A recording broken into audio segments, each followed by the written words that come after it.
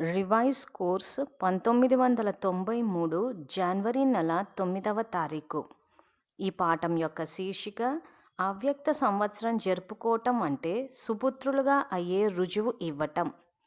So ఇక్కడ మనం బ్రహ్మబాబా సమానంగా అవ్యక్త ఫరిష్తాగా అయ్యే ఉత్సాహ ఉల్లాసాలలో ఉండే పిల్లలతో అవ్యక్త బాబ్దాదా మాట్లాడుతున్నారు అంటున్నారు. సో ఇప్పుడు మనం బ్రహ్మబాబా సమానంగా అవ్వాలి అని అంటే సద్గురువైన శివబాబా ఇస్తున్న అవ్యక్త శిక్షణలన్నవి తీసుకోవాలి. బాబా ఏ పద్ధతిలో అయితే మనం చదివిస్తున్నారో ఆ పద్ధతిలో ఆ విధి ద్వారా చదివితేనే మనము బ్రహ్మబాబా సమానంగా అవుతాం. సో అందుకే దీనికి సంబంధించిన శ్రీమతము 26 జూన్ 1969 రివైజ్డ్ మురళిలో కొన్ని వాక్యాలు, మహావాక్యాలు ఇక్కడ స్క్రీన్ మీద వేసి చూపిస్తున్నాము. వీటికి సంబంధించిన వివరణ ఫాలో ఫాదర్ 11వ భాగంలో విస్తారంలో వివరించాము. ఇక్కడ ఊరికే మహావాక్యాలు వేసి చూపిస్తున్నాము. ఎందుకు ఈ రివైజ్ కోర్స్ అన్నది చెయ్యాలని ఈ మురళిలో బాబా ఏమంటున్నారంటే, ఇప్పుడు చదువు పూర్తయిపోయింది, ఇక ఒక కార్యం మిగిలి ఉంది, వెంట తీసుకువెళ్ళే కార్యం. అందువలన ఇప్పుడు కేవలం కలుసుకోవడానికి, అవ్యక్త శిక్షణల ద్వారా సంతోషపరచటానికి మరియు ఎగిరింప చేయటానికి వస్తున్నాను. సో ఇప్పుడు శివబాబా అవ్యక్త శిక్షణలు అంటే మనము నెక్స్ట్ బ్రాహ్మణుల నుంచి నెక్స్ట్ స్టేజ్ ఫరిష్తా ఏదైతే ఉందో ఆ నెక్స్ట్ స్టేజ్కు వెళ్ళడానికి అవ్యక్త శిక్షణల ద్వారా సంతోషపరచటానికి మరియు ఎగిరింప చేయటానికి వస్తున్నాను. చదువు యొక్క పాయింట్స్, చదువు యొక్క రూపం ఇప్పుడు నడవదు, ఇప్పుడు కోర్సు రివిజన్ అవుతున్నది. సో చదువు యొక్క రూపము, పాయింట్స్ ఏవైతే ఉన్నాయో, మనం ఏదైతే సాకార మూల్యం చదువుతున్నామో అది ఇప్పుడు నడవదు అని అంటున్నారు శివబాబా. ఇప్పుడు కోర్సు రివిజన్ అవుతుంది, కానీ ఎంత సమయంలో రివైజ్ చేస్తారు, ఎంతవరకు కోర్సు పూర్తయింది. ఇప్పుడు మనం మొత్తం కోర్సు అంటే ఏదైతే బ్రహ్మబాబా ఉన్నప్పుడు చెప్పారో మనము మన సౌకర్యం కోసం సాకార మురళి, అవ్యక్త మురళి అంటున్నాం, కానీ శివబాబా పదాలు వాడలేదు. కానీ ఇప్పుడు ఇంకా విద్యార్థుల్లో ఆ కన్ఫ్యూజన్ తీసేయడానికి మేము కూడా శివబాబా వాడే పదాలే వాడుతున్నాము, రివైజ్డ్ కోర్స్. సో ఇక్కడ కోర్స్ అంటే బ్రహ్మబాబా ఉన్నప్పుడు ఏదైతే ఉందో అది ఇప్పుడు మనం చదవాలి అని అంటే 33 సంవత్సరాల మురళీలు విద్యాలయంలో లేవు. 1936 నుంచి 69 వరకు ఏదైతే బ్రహ్మబాబాకి చెప్పారో శివబాబా, ఆ 33 సంవత్సరాల మురళీలు ఇప్పుడు లేవు. 5 సంవత్సరాల మురళీలే రిపీట్ అవుతూ ఉన్నాయి. సో దానివల్ల ఏం జరిగిందంటే సంకల్పాల ఖజానా, తర్వాత శక్తులు ఏ రకంగా వాడాలన్నది మనకు తెలియకుండా పోయింది. దానివల్ల ఏమైందంటే ముందుకు ఉన్నత స్థితికి బాబా చెప్పినట్టు ఎగిరే కళలోకి రాలేకపోయాం. సో 11వ భాగం ఫాలో ఫాదర్ 11వ భాగంలో బ్రహ్మబాబా నేను ఆత్మను అన్న పాఠాన్ని అభ్యాసం చేశారు. తర్వాత నేను అవతరించిన శ్రేష్ఠ బ్రాహ్మణ ఆత్మను అని అభ్యాసం చేయమంటారు. ఈ విషయాలు మనకు తెలియకపోవడం వల్ల ఏం జరిగిందంటే మనం కింది నుంచి పైకి వెళ్తున్నాం, పరంధామానికి వెళ్ళి శక్తులు తెచ్చుకుంటున్నాం.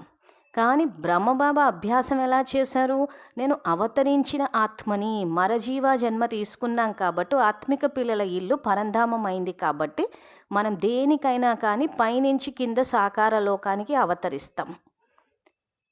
సో మనం ఇంతకాలం ఏదైతే పురుషార్థంలో కింద నుంచి పైకి వెళ్ళాము అని అంటే బ్రహ్మబాబాని ఫాలో అవ్వలేదు, ఫోటో పెట్టుకున్నాం అంతే.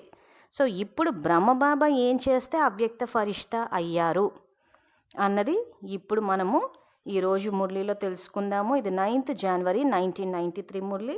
సో ఇప్పుడు ఇది ఏదైతే స్క్రీన్ మీద వేసి చూపించామో దీన్ని బట్టి శివబాబా ఇప్పుడు కోర్సు చదువు యొక్క రూపము నడవదు, పాయింట్స్ నడవవు అంటున్నారు. ఇప్పుడు కోర్సు రివిజన్ అవుతుంది, కానీ ఎంత సమయంలో రివైజ్ చేస్తారు, ఎంతవరకు కోర్సు పూర్తయింది, ఇప్పుడు ఎంతవరకు రివైజ్డ్ కోర్సు అయింది అని అందరూ నిర్ణయించుకోవాలి. సో కోర్సు చేద్దామంటే పూర్తి మురళి లేవు. సో ఇప్పుడు రివైజ్ కోర్సు చేద్దామంటే పుస్తకాలన్నీ ఉన్నాయి. సో ఈ రివైజ్డ్ కోర్సు ఎంతవరకు చేశారు, ఎంతవరకు అయ్యింది అని ఎవరికి వాళ్ళు నిర్ణయించుకోవాలి అంటున్నారు. సో అవ్యక్త మురళిలో అర్థం కావు అన్నది ఒక తప్పుడు ప్రచారము. మన బుద్ధి దివ్యంగా ఉంటే దివ్య జ్ఞానం అర్థమవుతుంది, బుద్ధి రాతిగా ఉంటే దివ్య జ్ఞానం అర్థం కాదు. సో నేను ఆత్మను, నిరాకార జ్యోతిర్బిందు స్వరూపాన్ని, శివ పరమాత్మ నా తండ్రి అన్నప్పుడు బాబాకి సంకల్పం ద్వారా కనెక్ట్ అయితే బాబా శక్తి ద్వారా రాతి బుద్ధి దివ్యంగా అవుతుంది. అప్పుడు దివ్య జ్ఞానం కూడా అర్థమవుతుంది. బాబా టీచర్గా, సద్గురుగా 2 పాత్రల్లోనూ మనకి అనుభవంలోకి వస్తారు. సో ఆ రకంగా రివైజ్డ్ కోర్స్ చేసినప్పుడు సాకార బాబా యొక్క ప్రతి కర్మ, ప్రతి స్థితిలో మిమ్మల్ని పోల్చుకుంటూ, ఆయనవి చూస్తూ, లక్ష్యం పెట్టుకుంటూ, మిమ్మల్ని చూసుకుంటే ఎంతవరకు చేరారో తెలుస్తుంది. సో రివైజ్డ్ కోర్స్ చేస్తేనే అది సాధ్యము. సో ఇప్పుడు ఈ మురళిలోకి వద్దాము. సో మురళి వినేటప్పుడు ఆత్మిక స్థితిలో వినాలి. సో దానికోసం మనం చేయవలసిన సంకల్పము, నేను ఆత్మను, పవిత్ర స్వరూపాన్ని, శివ పరమాత్మ నా తండ్రి. నేను ఈశ్వరీయ విద్యార్థిని, బాబా నాకు టీచరు. బాబా నాకు సద్గురువు, నేను మాస్టర్ సద్గురువును. బాబా నాకు జీవిత భాగస్వామి, నేను బాబాకి జీవిత భాగస్వామిని. సర్వ సంబంధాలు బాబాతో జోడించినప్పుడు స్మృతి అన్నది సహజమైపోతుంది. సో ఇక్కడ తలుచుకునేటప్పుడు శివబాబాని తలుచుకోవాలి, కర్మలో బ్రహ్మబాబాని చూడాలి. సో ఎక్కడ బ్రహ్మబాబాని చూడాలన్నదే ఈరోజు మురళిలో బాబ్దాదా చెప్తున్నారు. సో ఈరోజు మురళిలో బాబా ఏమంటున్నారంటే, ఈరోజు అవ్యక్త తండ్రి తన యొక్క అవ్యక్త మూర్తి పిల్లలను కలుసుకుంటున్నారు. అవ్యక్తం అంటే వ్యక్త భావానికి అతీతం మరియు అవ్యక్త బాబా సమానంగా ప్రియం. అంటే ఇప్పుడు మనం దేహమన్న స్థితి నుంచి వ్యక్తమన్న స్థితి నుంచి అవ్యక్తం అవ్వాలి అని అంటే వ్యక్త భావానికి అతీతం మరియు అవ్యక్త బాబా అంటే బ్రహ్మ బాబా సమానంగా అందరికీ ప్రియం అవ్వాలి. పిల్లలందరూ విశేషంగా ఈ సంవత్సరం ఇలా బాబా సమానంగా అయ్యే లక్ష్యం పెట్టుకుని శక్తిని అనుసరించి చాలా మంచి పురుషార్థం చేస్తున్నారు. లక్ష్యంతో పాటు లక్షణాలు కూడా ధారణ చేసి నడుస్తున్నారు. సో ఇప్పుడు మనం ప్రతిదీ ఒక లక్ష్యం అంటూ పెట్టుకుంటే మనకు ఆ లక్షణాలు వస్తాయి. మురళి అర్థం కాకపోవడానికి ఉన్న ఎన్నో కారణాల్లో ఇది ఒక కారణం. మనం లక్ష్యం పెట్టుకోలేదు. మురళిలో లక్ష్మీనారాయణ అనేసి ఎవరైనా ప్రశ్న అడిగితే మేము లక్ష్మీనారాయణమని చెప్పామే తప్పితే అసలు నిజంగా లక్ష్యం కనుక పెట్టుకుంటే ఆ లక్షణాలు వచ్చి దృష్టి ద్వారా సృష్టి అంటాడు. మన సంకల్పాల ద్వారా సృష్టి అంటాడంటే మన జీవితంలోని పరిస్థితులు ఎప్పుడు వస్తాయి? మన ఆలోచన విధానం మారినప్పుడు. నా లక్ష్యము బ్రహ్మబాబా సమానంగా అవ్వాలి అని అనుకుంటే అదే జరిగి ఉండేది ఆ దిశగా వెళ్ళి. సో మనం ఏది ఆలోచిస్తే అదే జరుగుతుంది. సో అందుకే బాబా మరణ చింతన మురళి చదివేసిన తర్వాత మరణ చింతన అన్న విధి పెట్టడానికి కూడా కారణం అదే. సో ఈ మురళి అయిపోయిన తర్వాత మరణ చింతన చేయాల్సిన పాయింట్స్ కూడా చెప్తాము. సో మురళి చెప్పేటప్పుడు కూడా అవి చెప్పేస్తాను. ప్లస్ రివైజ్డ్ కోర్స్ అంతా కర్మ ఫిలాసఫీ కూడా చెప్పారు. సో ఇందులో కర్మ ఫిలాసఫీకి సంబంధించిన 3 పాయింట్లు కూడా ఉన్నాయి. అవి కూడా మురళి చెప్పేటప్పుడు చెప్తాను. తర్వాత ఈ మరణ చింతన అన్న పాయింట్స్లో చివర్లో కూడా ఆ 3 కర్మ ఫిలాసఫీ వేసేసాను. ఎందుకంటే కర్మ ఫిలాసఫీ కర్మల యొక్క గుహ్యగతి తెలుసుకోనంత వరకు మనం చేస్తున్న పురుషార్థానికి ప్రతిఫలం ఏంటి అన్న విషయం మనం తెలుసుకోలేము. మనం చేస్తుందే కరెక్టు అనుకుని ఇంచుమించు పాపపు ఖాతా జమ చేసుకుంటూ ఉంటాం. సో కాబట్టి మురళి చెప్పేటప్పుడు మనం చేస్తుంది ఏంటి, అసలు చేయాల్సింది ఏంటి అన్నది కూడా మనము తెలుసుకుందాం. సో ఇక్కడ ఈ విషయాన్ని కూడా మనన చింతన పాయింట్లో రాసాము. లక్ష్యంతో పాటు లక్షణాలు కూడా ధారణ చేసి నడుస్తున్నారు అంటే నేను లక్ష్యంతో పాటు లక్షణాలు కూడా ధారణ చేస్తున్నాను. ఈ సంకల్పం చేస్తే అదే జరుగుతుంది. సో బాబా ఎందుకు సంకల్పాలు ఖజానా ఇస్తున్నారు మనకి? మన ఆలోచన విధానాన్ని సరిదిద్దుకోమంటున్నారు. మన వల్ల ఎక్కడవుతుందిలే. సో మనం ఏం చేస్తున్నాము? మన వల్ల ఎక్కడవుతుందిలే. బాబా చెప్పినట్టు చేయాలంటే అవుతుందా? ఇలా ఆలోచిస్తే ఇదే జరుగుతుంది. ధారణ చేయడం అనేది కష్టమవుతుంది, అసలు చెయ్యలేం కూడా. అసలు ఆ రకంగా మాట్లాడుతున్నామనంటే బాబా చెప్పింది ఏదైతే ఉందో శివబాబా దాన్ని ఎవ్వరూ ధారణ చేయలేరని అర్థం. అంటే బ్రహ్మబాబాని కూడా ఒప్పుకోవట్లేదు, ఊరికే ఫోటో పెట్టామంతే. నిజంగా మనకు శివబాబా మీద ప్రేమ ఉంటే, బ్రహ్మబాబా చేసిన పురుషార్థం మీద గౌరవం ఉండి ఆయన సమానంగా అవ్వాలని ఉంటే ఎప్పుడు కూడా బాబా చెప్పినట్టు చేయాలంటే ఎక్కడవుతుంది అన్న మాట అనం. అసలు ఆ రకంగా మాట్లాడుతున్నాము అని అంటే అసలు బ్రహ్మబాబా ఫోటో పెట్టుకోవడంలో అర్థం కూడా లేదు అసలు. కాబట్టి విద్యార్థులు మాట్లాడే ముందు ఒక్కసారి ఆలోచించి మాట్లాడాలి. ఎందుకంటే ఆ రకంగా మాట్లాడడం వల్ల ఎవరైనా నిరుత్సాహపడి పురుషార్థంలో వెనక్కి వెళ్ళిపోతే ఆ పాపపు ఖాతా కూడా మనకే జమ అవుతుంది. ఎందుకంటే శ్రీమతం ఏం చెప్తుందంటే అందరినీ ఉల్లాస ఉత్సాహాల్లోకి తీసుకెళ్ళమంటున్నాయి. ఎక్కడవుతుందిలే అని మనము నిరుత్సాహపడి అందరినీ నిరుత్సాహంలోకి తీసుకొస్తే అదే తిరిగి మనకు వస్తుంది. సో నష్టం ఎవరికి? మనకే. తర్వాత బాబ్దాదా పిల్లలందరి పురుషార్థం చూసి హర్షిస్తున్నారు. ఇలా సమానంగా అవ్వటమే స్నేహానికి రుజువు అని ప్రతి ఒక్కరూ భావిస్తున్నారు. అందువలన అటువంటి రుజువు చూపించే పిల్లలనే సుపుత్రులు అంటారు. సుపుత్రులైన పిల్లలను చూసి బాబ్దాదా సంతోషిస్తున్నారు కూడా, మరియు విశేషంగా ఎక్స్ట్రా సహాయం కూడా ఇస్తున్నారు. తర్వాత బాబా ఏం చెప్తున్నారంటే, ఎంత ధైర్యవంతులుగా అవుతారో అంత కోటాను కోట్ల రెట్లు బాబా యొక్క సహాయానికి స్వతహాగానే పాత్రులుగా అవుతారు. ఆ విధంగా పాత్రులుగా ఉండే పిల్లల గుర్తులు ఏవి? ఎలా అయితే బాబా యొక్క మహిమ ఉంది కదా, బాబా యొక్క బండారా ఎప్పుడూ నిండుగా ఉంటుంది అని, అదేవిధంగా సుపుత్రులు సదా సర్వుల మనస్సు యొక్క స్నేహం, ఆశీర్వాదాలతో, సర్వుల సహయోగం యొక్క అనుభూతులతో, సర్వ ఖజానాల బండారాతో నిండుగా ఉంటారు. ఏ ఖజానాతో తమని తాము ఖాళీగా అనుభవం చేసుకోరు. సదా వారి మనస్సు నుండి ఈ పాట స్వతహాగానే వస్తుంది. పిల్లలైన మా యొక్క బండారాలో అప్రాప్తి వస్తువు అనేది ఏదీ లేదు అని. వారి దృష్టి ద్వారా, వృత్తి ద్వారా, తరంగాల ద్వారా, ముఖం ద్వారా, సంపర్కం ద్వారా సదా నిండుగా ఉన్న ఆత్మలుగా అనుభవం అవుతారు. అటువంటి పిల్లలు బాబాకి తోడు కూడా మరియు సాతి కూడా. ఈ డబుల్ అనుభవం ఉంటుంది. స్వయం యొక్క సంలగ్నతలో సదా బాబా వెంట ఉన్నట్లు అనుభవం చేసుకుంటారు, మరియు సేవలో సదా సాతి స్థితిని అనుభవం చేసుకుంటారు.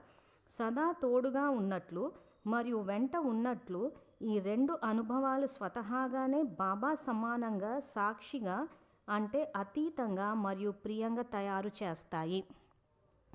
సో ఇప్పుడు బ్రహ్మబాబా సమానంగా మనం ఏదైతే అయ్యామా లేదా అని చెప్పేసి చెక్ చేసుకోవాలని చెప్పి మనం మొట్టమొదటి స్లైడ్ ఏదైతే మన 26th జూన్ 1969 దాంట్లో బ్రహ్మబాబాతోటి పోల్చుకుంటూ ఎంతవరకు వచ్చారా చూసుకోండి అన్నారు శివబాబా.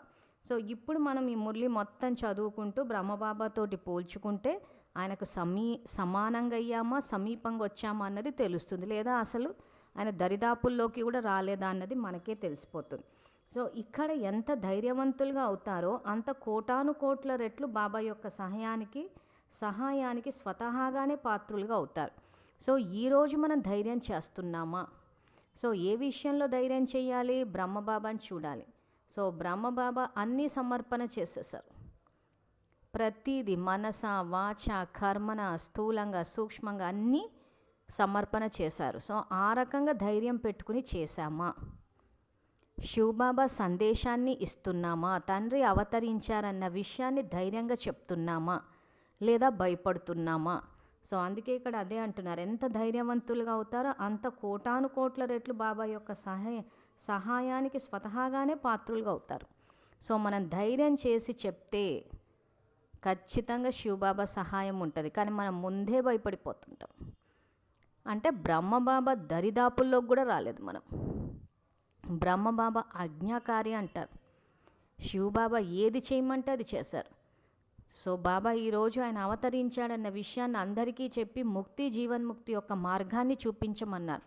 కానీ మనం భయపడుతున్నాము అని అంటే ఇంకా బ్రహ్మబాబాతోటి సమానంగా ఒక అడుగు దూరం కాదు కదా, ఆల్మోస్ట్ ఇంకా అసలు ఇంకా ఫాలో అవ్వటనే లేదని అర్థం. సో అందుకే ఇక్కడ ఏ పిల్లలైతే ఆ రకంగా ధైర్యవంతులుగా ఉంటారో వాళ్ళు ఎప్పుడు కూడా సర్వుల యొక్క స్నేహము, ఆశీర్వాదాలు, సహయోగము, సర్వ ఖజానాలు అంటే సమయము, సంకల్పాలు, శక్తులు ఇవన్నీ ఖజానాలతోటి నిండుగా ఉంటారు. సో ఈరోజు ధైర్యం చేసి చదవాలి రివైజ్ కోర్సుని.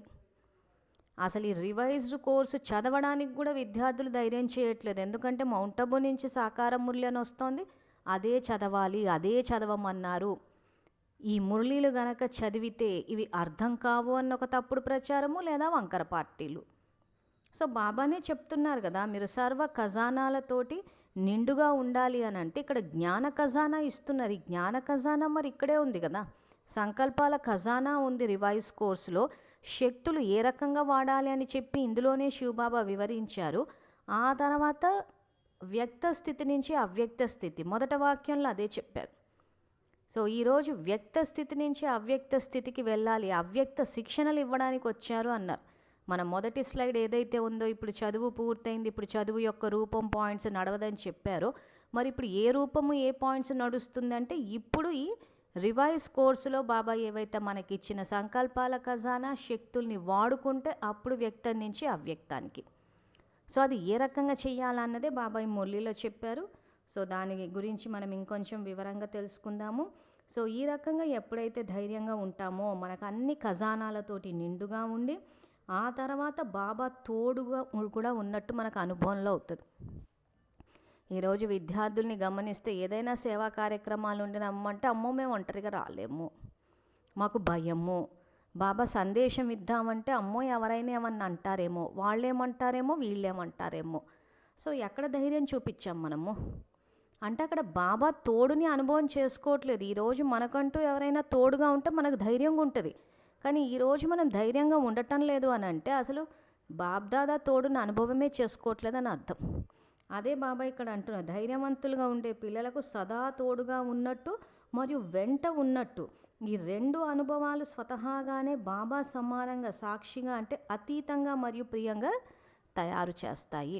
సో ఇప్పుడు చెక్ చేసుకోండి, మనం బాబా తోడుగున్నట్టు మనకి ఏమైనా ఊరికే మాట ద్వారా నాకు బాబా అంటే ఇష్టం అని అంటున్నామా, నిజంగా ధైర్యం అన్న అడుగు ముందుకు వేసి బాబా సందేశాన్ని ఇస్తున్నామా, సేవల్లో భాగస్వామ్యం తీసుకుంటున్నామా, ధైర్యంగా బాబా చెప్పినట్టు రివైజ్ కోర్సు చదువుతున్నామా, ఇందులో ఉన్న ఖజానాలు అందరికీ పంచుతున్నామా, లైట్ హౌస్ మైట్ హౌస్ అయ్యామా, ఇవన్నీ చెక్ చేసుకుంటే తెలిసిపోతుంది మనం ఎంత ధైర్యంగా ఉన్నామా లేదా అని చెప్పేసి.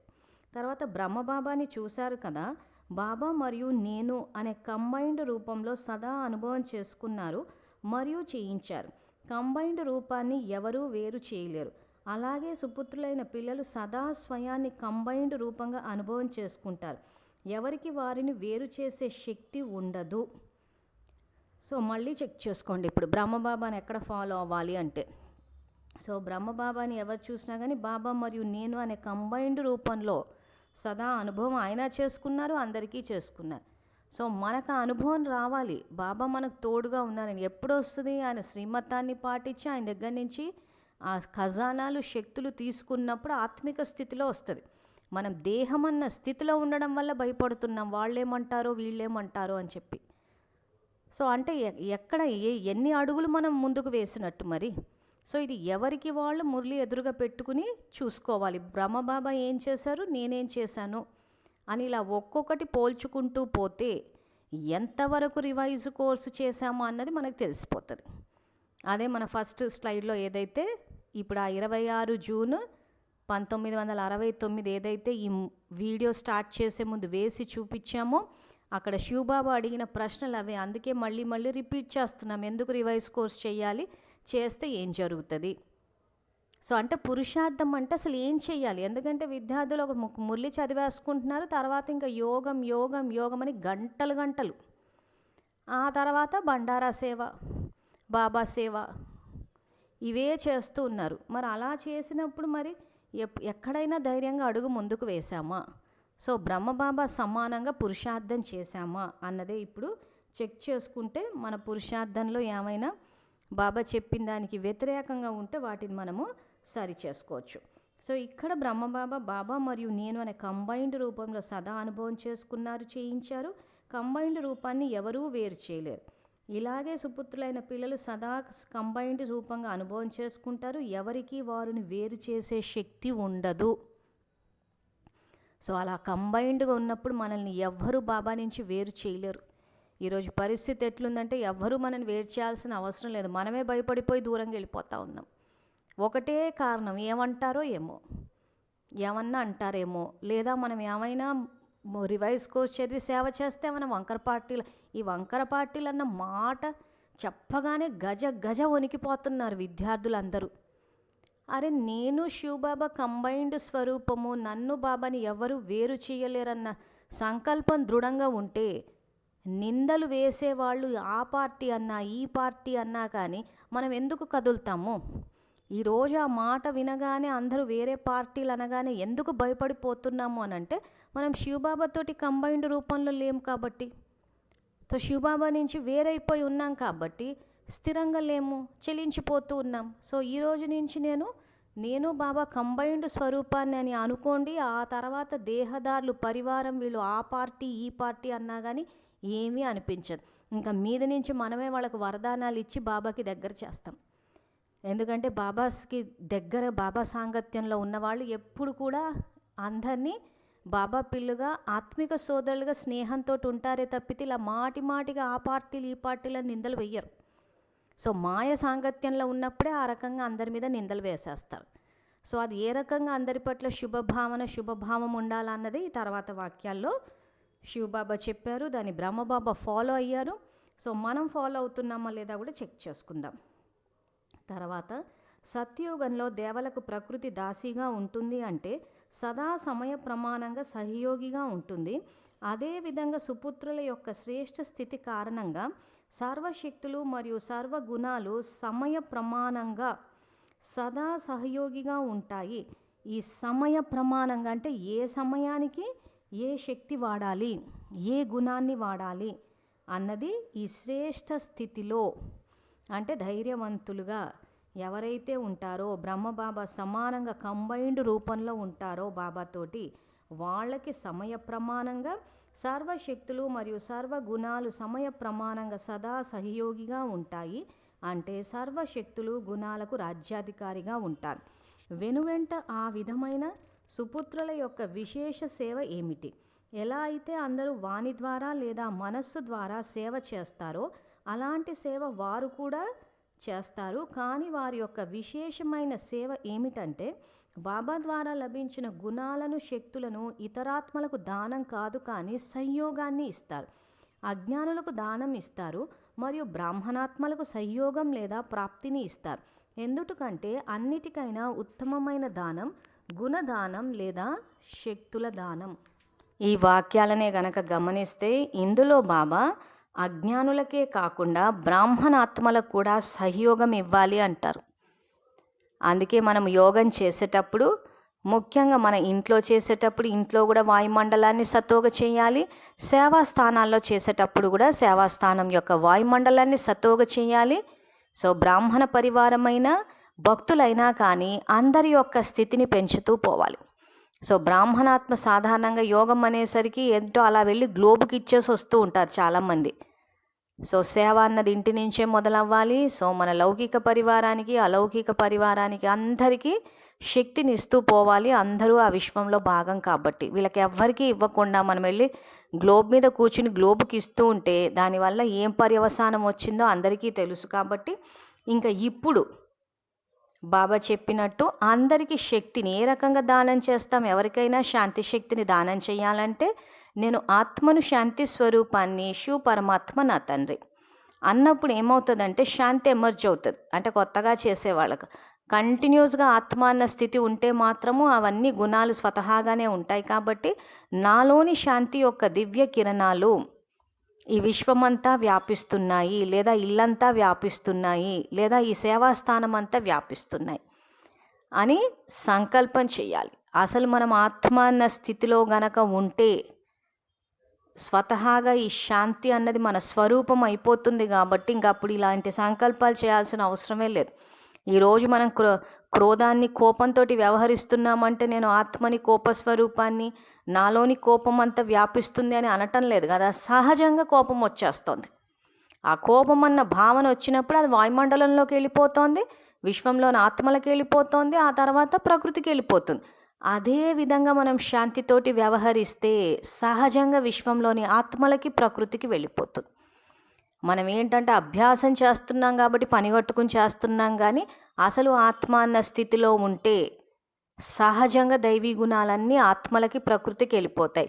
దేహం అన్న స్థితిలో ఉండడం వల్ల ఏ రకంగా అయితే కామక్రోధ లోభమోహం అనేవి సహజంగా వెళ్ళిపోతున్నాయో ఆత్మలకి, ప్రకృతికి, ఆత్మ అన్న స్థితిలో ఉంటే ఈ ఆత్మలో ఉన్న దైవీ గుణాలు, శక్తులు బాబా ఏవైతే ఇప్పుడు వాడి సహయోగాన్ని ఇవ్వమంటున్నా అవి సహజంగా వెళ్ళిపోతాయి. సో ఇది మనం చేయాల్సిన పురుషార్థం చేసి ఆ సహజ స్థితికి వచ్చేసేయాలి. సో అందుకే బాబా ఇక్కడ అన్నిటికంటే ఉన్నతమైన దానం గుణదానం లేదా శక్తుల దానం. నిర్బలులను శక్తివంతులుగా చేయటమే శ్రేష్ఠ దానం లేదా సహయోగం. సో నిర్బలులు అంటే బలం లేదు, ఈరోజు సంకల్ప శక్తి లేదు, ఆ తర్వాత శక్తులు లేనప్పుడు అలాంటి వాళ్ళని శక్తిశాలిగా చేయటమే శ్రేష్ఠ దానం. అలా కాకుండా మనం అందరినీ భయపెట్టేసాం అనుకుందాం, నియమాలని చెప్పేసి తర్వాత ఇంకేదో అయిపోతుందని చెప్పి వాళ్ళు అంటారని వీళ్ళు అంటారని సమస్యలని డ్రామా జ్ఞానమని ఈగలని దోమలని చెప్పి అందరినీ భయపెట్టేసి ఉత్సాహ ఉల్లాసాలు తీసేసి దూరం చేసేస్తే ఖచ్చితంగా పాపం జమ అవుతుంది. అంటే శ్రీమతానికి వ్యతిరేకంగా వెళ్తున్నట్టు. సో ఇక్కడ శివబాబా మాట విని బ్రహ్మబాబా అందరినీ శక్తిశాలిగా చేశారు. సో ఆయన సమానంగా మనం కూడా అందరికీ జ్ఞానాన్ని ఇచ్చి శక్తిశాలిగా చేస్తే బ్రహ్మబాబా సమానంగా పురుషార్థం చేసినట్టు. లేదా డ్రామా జ్ఞానము ఈగ జ్ఞానము దోమ జ్ఞానం అని చెప్పేసి రిపీట్ దోమ పోతుంది ఈగ పోతుంది అనేసి అందరినీ నిరుత్సాహపరిచేసి పురుషార్థం మీద దెబ్బ కొట్టాము అని అంటే ఇక్కడ బ్రహ్మబాబా సమాన పురుషార్థం చేయలేదని అర్థం. సో అందుకే నిర్బలులను శక్తివంతులుగా చేయటమే శ్రేష్ఠదానం లేదా సంయోగం. ఈ విధమైన సంయోగం ఇవ్వటం వస్తుందా లేదా ఇప్పుడు ఇంకా తీసుకోవాలని అనుకుంటున్నారా? సో ఈ విధమైన సంయోగం ఇవ్వటం వస్తుందా అంటే అది ఎలా చేయాలన్నది తర్వాత వాక్యాల్లో చెప్పారు. సో ఇప్పటి వరకు తీసుకునేవారా లేదా దాత పిల్లలుగా అయి ఇచ్చేవారిగా అయ్యారా? లేదా అప్పుడప్పుడు తీసుకోవటం అప్పుడప్పుడు ఇచ్చేవారిగా అయ్యారా? ఇవ్వటంలో నిమగ్నం అయిపోతే తీసుకోవటం స్వతహాగానే సంపన్నంగా అయిపోతారు. ఎందుకంటే బాబా అందరికీ అన్నీ ఇచ్చేశారు, తన దగ్గర కొంచెం కూడా ఉంచుకోలేదు, అన్నీ ఇచ్చేశారు. కానీ తీసుకునే వారికి సంభాళించుకోవటం మరియు కార్యంలో ఉపయోగించటం రావటం లేదు, అంతే అంటున్నారు. సో ఈరోజు బాబా మనకి సమయం అన్న ఖజానా ఇచ్చారు, కానీ మనం ఏం చేస్తున్నామంటే నా దగ్గర సమయం లేదు లేదు లేదు అని చెప్పి లేకుండానే బికారులుగా అయిపోయారు. సో ఖజానా ఇస్తే ఏ రకంగా వాడుకుంటారు? నా దగ్గర సమయం అన్న ఖజానా ఉన్నది అన్న సంకల్పం చేస్తే అదే జరుగుతుంది. మనం ఏది ఆలోచిస్తే అదే జరుగుతుంది. సో మనం టైం లేదు అంటున్నాం కాబట్టి లేకుండానే పోతోంది. అసలు ఉంది, ప్రతిరోజు 24 గంటలు ఉన్నాయి, కానీ మనం ఏం చేస్తున్నాం? లేదు అంటున్నాం. అంటే బాబా సంగమ యుగం యొక్క మహత్వాన్ని చెప్పి ఖజానా ఇచ్చి లేదు అని అంటున్నాం కాబట్టి లేకుండా పోయాం. నా దగ్గర సమయం అన్న ఖజానా ఉంది అంటే ఖచ్చితంగా అది మనకి అనుభవంలోకి వస్తుంది, మనం అన్ని పనులు చేసుకోగలుగుతాం. ఆ తర్వాత బాబా ఇచ్చిన సంకల్పాల ఖజానా మురళిలోనే ఉంది. సో మనం అక్కడ మన దివ్య బుద్ధి వాడలేదు, చదువుకోలేదు కాబట్టి ఖజానాకి అధికారులు కాలేకపోయాం. ఆ తర్వాత శక్తులు బాబా నుంచి ఒక్క సంకల్పం ద్వారా 1 సెకండ్ కనెక్ట్ అయిపోతే వచ్చేస్తాయి.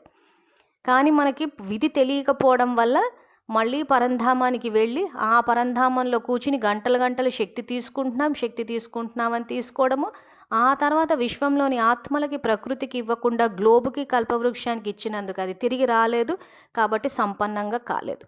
సో అందుకే బాబా మీరు ఖజానాలు బాబా ఇచ్చేశారు కానీ సంభాళించుకోవడం మరియు కార్యంలో ఉపయోగించటం రావటం లేదు అంటున్నాను. ఎందుకు రావటం లేదు? మన జ్ఞానం తెలియదు కాబట్టి, మనం చదువుకోలేదు కాబట్టి.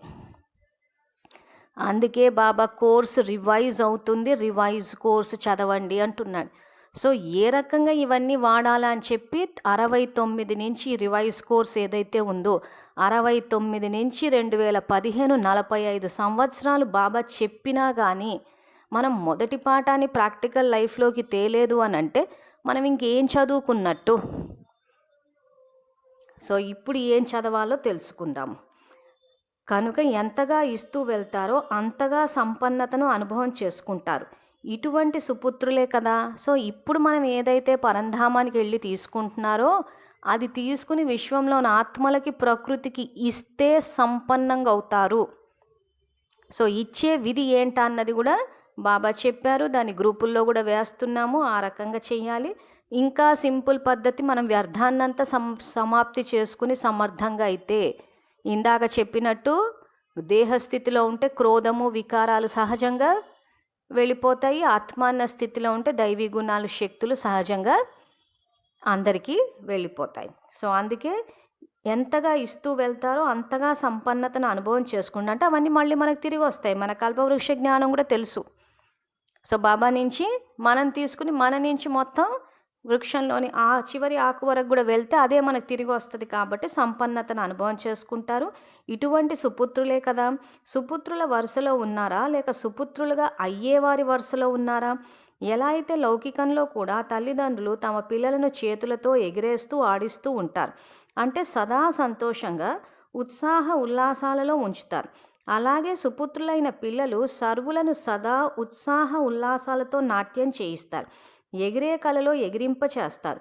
ఈ సంవత్సరాన్ని అవ్యక్త సంవత్సరంగా జరుపుకుంటున్నారు కదా. అవ్యక్త సంవత్సరం జరుపుకోవటం అంటే బాబాకి సుపుత్రులుగా అయి రుజువు చూపించేవారిగా అవ్వాలి. ఈ విధంగా రుజువు చూపించడమే జరుపుకోవటం. అవ్యక్తం అంటే వ్యక్త భావం మరియు వ్యక్త భావనకి అతీతం. సో ఇప్పుడు ఈ నెక్స్ట్ లైన్స్లో తర్వాతి వాక్యాల్లో ఎలా చేయాలన్న విధి ఉంది. పుస్తకం ఉన్న విద్యార్థులందరూ ఎదురుగా పెట్టుకుని చూడండి. అంటే ప్రాక్టికల్ లైఫ్ అంటే ఇప్పుడు ఏవైతే వాక్యాలు చెప్తారో శివబాబా, ఇది గనక ప్రాక్టికల్ లైఫ్లోకి తీసుకువస్తే అవ్యక్త స్థితి అనేది సహజంగా వచ్చేస్తుంది. అవ్యక్తము అంటే ఆత్మాన్న స్థితి, అవ్యక్తము అంటే వ్యక్త భావం మరియు వ్యక్త భావనకి అతీతము, అంటే దేహం యొక్క భావనకి భావాలకి అతీతము. అవ్యక్తం అంటే ఆత్మ యొక్క భావానికి ఆత్మ యొక్క భావనకి అక్కడికి స్థిరపడతాం, అంటే ఆ స్థితిలో స్థితమైపోతాం మనం. సో అది ఎలాగా అన్న విధిని బాబా ఇప్పుడు ఈ వాక్యాల్లో చెప్పారు. సో జీవితంలో ఎగిరే కళ మరియు పడిపోయే కళకు ఆధారం రెండు విషయాలు, భావన మరియు భావం. సో ఎగరాలన్నా పడిపోవాలన్నా కానీ రెండు విషయాల ఆధారం భావన మరియు భావం. ఒకవేళ ఏ కార్యంలోనైనా కానీ ఆ కార్యం పట్ల లేదా కార్యం చేసే వ్యక్తి పట్ల భావన శ్రేష్టంగా ఉంటే ఆ భావన యొక్క ఫలం కూడా స్వతహాగానే శ్రేష్టంగా ఉంటుంది. సో రివైజ్డ్ కోర్సులో బాబా కర్మల యొక్క గుహ్యగతి కర్మ ఫిలాసఫీ చెప్పారని ఏదైతే అంటున్నామో ఇది కర్మ ఫిలాసఫీ. సో ఎవరైనా ఏ కార్యం కానీ ఆ కార్యం పట్ల లేదా కార్యం చేసే వ్యక్తి పట్ల భావన ఫీలింగ్ శ్రేష్టంగా ఉంటే ఆ భావన యొక్క ఫలం కూడా స్వతహాగానే శ్రేష్టంగా ఉంటుంది. సో రాబోయే వాక్యాల బాబా ఈర్ష్య గురించి చెప్తూ ఎవరైనా ఏవైనా సేవా కార్యక్రమాలు చేస్తున్నప్పుడు వాళ్ళు చేసే సేవా కార్యక్రమాలకి మన సంకల్ప శక్తిని కలపాలి. వాళ్ళ సేవలు సఫలం అవ్వాలి, బాబా యొక్క జ్ఞానము విశ్వవ్యాప్తం అవ్వాలి, బాబా వచ్చారన్న విషయం అందరికీ తెలియాలి, అందరూ ముక్తి జీవన్ముక్తిని పొందాలన్న శ్రేష్ఠ భావన పెట్టుకున్నప్పుడు దానికి మనకు ఫలం వస్తుందంట. అలా కాకుండా ఎవరైనా సేవా కార్యక్రమాలు చేస్తున్నప్పుడు వాళ్ళకి సఫలత రావద్దు అని ఈర్ష్య చెందిపోయి విఘ్నాలు వేసేసి వాళ్ళు చేసేవన్నీ మన్మతాలని, డిస్సర్వీసులని, పర్మిషన్లు లేవని, పార్టీలని, మౌంటబు కనెక్షన్లు లేవని, ఇలా రకరకాల భావాలు. ఎందుకంటే అక్కడ భావన మారిపోయింది, అంటే ఈర్ష్య వచ్చేసింది. ఆ ఈర్ష్య వచ్చినప్పుడు భావం మారిపోతుంది అంటున్నాడు బాబా రాబోయే వాక్యాల్లో. సో దానివల్ల ఏమవుతుంది, బాబా చెప్పినట్టు కర్మ ఫిలాసఫీలో శ్రేష్ఠ ఫలం రావాల్సిన చోట వ్యతిరేక దిశలో వస్తుంది, అంటే పాపం జమైపోతుంది. సో అందుకే మురళి అయిపోయిన తర్వాత కర్మ ఫిలాసఫీ అన్న దాంట్లో ఈ వాక్యం కూడా రాశాము. ఈ విషయం తెలియక చాలామంది పాపపు ఖాతాలు జమ చేసేసుకుంటున్నారు. ఎవరైనా సేవా కార్యక్రమాలు పెట్టినా వాచా సేవలు చెప్పినా అది వినకండి. ఉదాహరణకి మాదే గనక తీసుకుంటే మురళీలు రుజువులతో సహా చూపిస్తున్నాం. ఇదిగో బాబా ఇలా అన్నారు, బ్రహ్మబాబాని ఇక్కడ ఫాలో అవ్వండి అని చెప్తూ ఉంటే బ్రాహ్మణ పరివారము మంజులకే చెప్పేది మన్మతాలు డిస్సర్వీస్లు అని అంటే గుడ్డిగా నమ్మేశారు అందరు. ఎక్కడుంది శ్రేష్ఠ భావం మరి? సో దానికి తగ్గట్టు పరివారం కూడా సహయోగం ఇచ్చి జ్ఞానం బయటికి రాకుండా వీడియోలు ఫార్వర్డ్ అవ్వకుండా అందరూ సేవలు ఆపేశారు. సో ఇప్పుడు ఏం ఫలం వస్తుంది మరి ఈరోజు మనం సేవలు చేసుకోకపోతే? సో ఇదేదో మేము చెప్తున్నామని కాదు, విద్యార్థులు పుస్తకాలు ఎదురుగా పెట్టుకొని చూడండి. మీకు రివైజ్ కోర్స్ యొక్క డేట్ చెప్పేశాం, 9th January 1993. ఇప్పుడు 12వ పేజీలో ఉన్న వాక్యాలు చదువుతున్నాను, మీరే చూసుకోండి, మీకే తెలిసిపోతుంది. ఇంకా అసలు మేము చెప్పాల్సిన అవసరం కూడా లేదు, సింపుల్ తెలుగు భాషలోనే ఉంది. ఒకవేళ ఏ కార్యంలోనైనా కానీ ఆ కార్యం పట్ల లేదా కార్యం చేసే వ్యక్తి పట్ల భావన శ్రేష్టంగా ఉంటే ఆ భావన యొక్క ఫలం కూడా స్వతహాగానే శ్రేష్టంగా ఉంటుంది. ఈరోజు మేము సేవా కార్యక్రమాలు పెట్టినప్పుడు ప్రత్యక్షంగా ఎవరైనా పాల్గొనలేకపోతే మీరు మనసా సేవ ద్వారా పాల్గొనవచ్చు అని చెప్పి సంకల్పాలు ఇస్తున్నాం. ఎంతోమంది భాగస్వామ్యం తీసుకుంటున్నారు. సో దానివల్ల శ్రేష్ఠ ఫలం వస్తుందా అంటే ఖచ్చితంగా వస్తుంది. సో అదే బాబా ఇక్కడ చెప్తున్నారు. పురుషార్థం అంటే ఏం చేయాలి? సేవా కార్యక్రమాల్లో ఎవరు ఏ సేవా కార్యక్రమం చేసినా మన వైపు నుంచి సంకల్ప శక్తి, వాచాశక్తి, కర్మనా శక్తి ఏదైనా కానీ అందులో వాడాలి. సో అలా ఉన్నప్పుడు స్వతహాగానే శ్రేష్టంగా ఉంటుంది.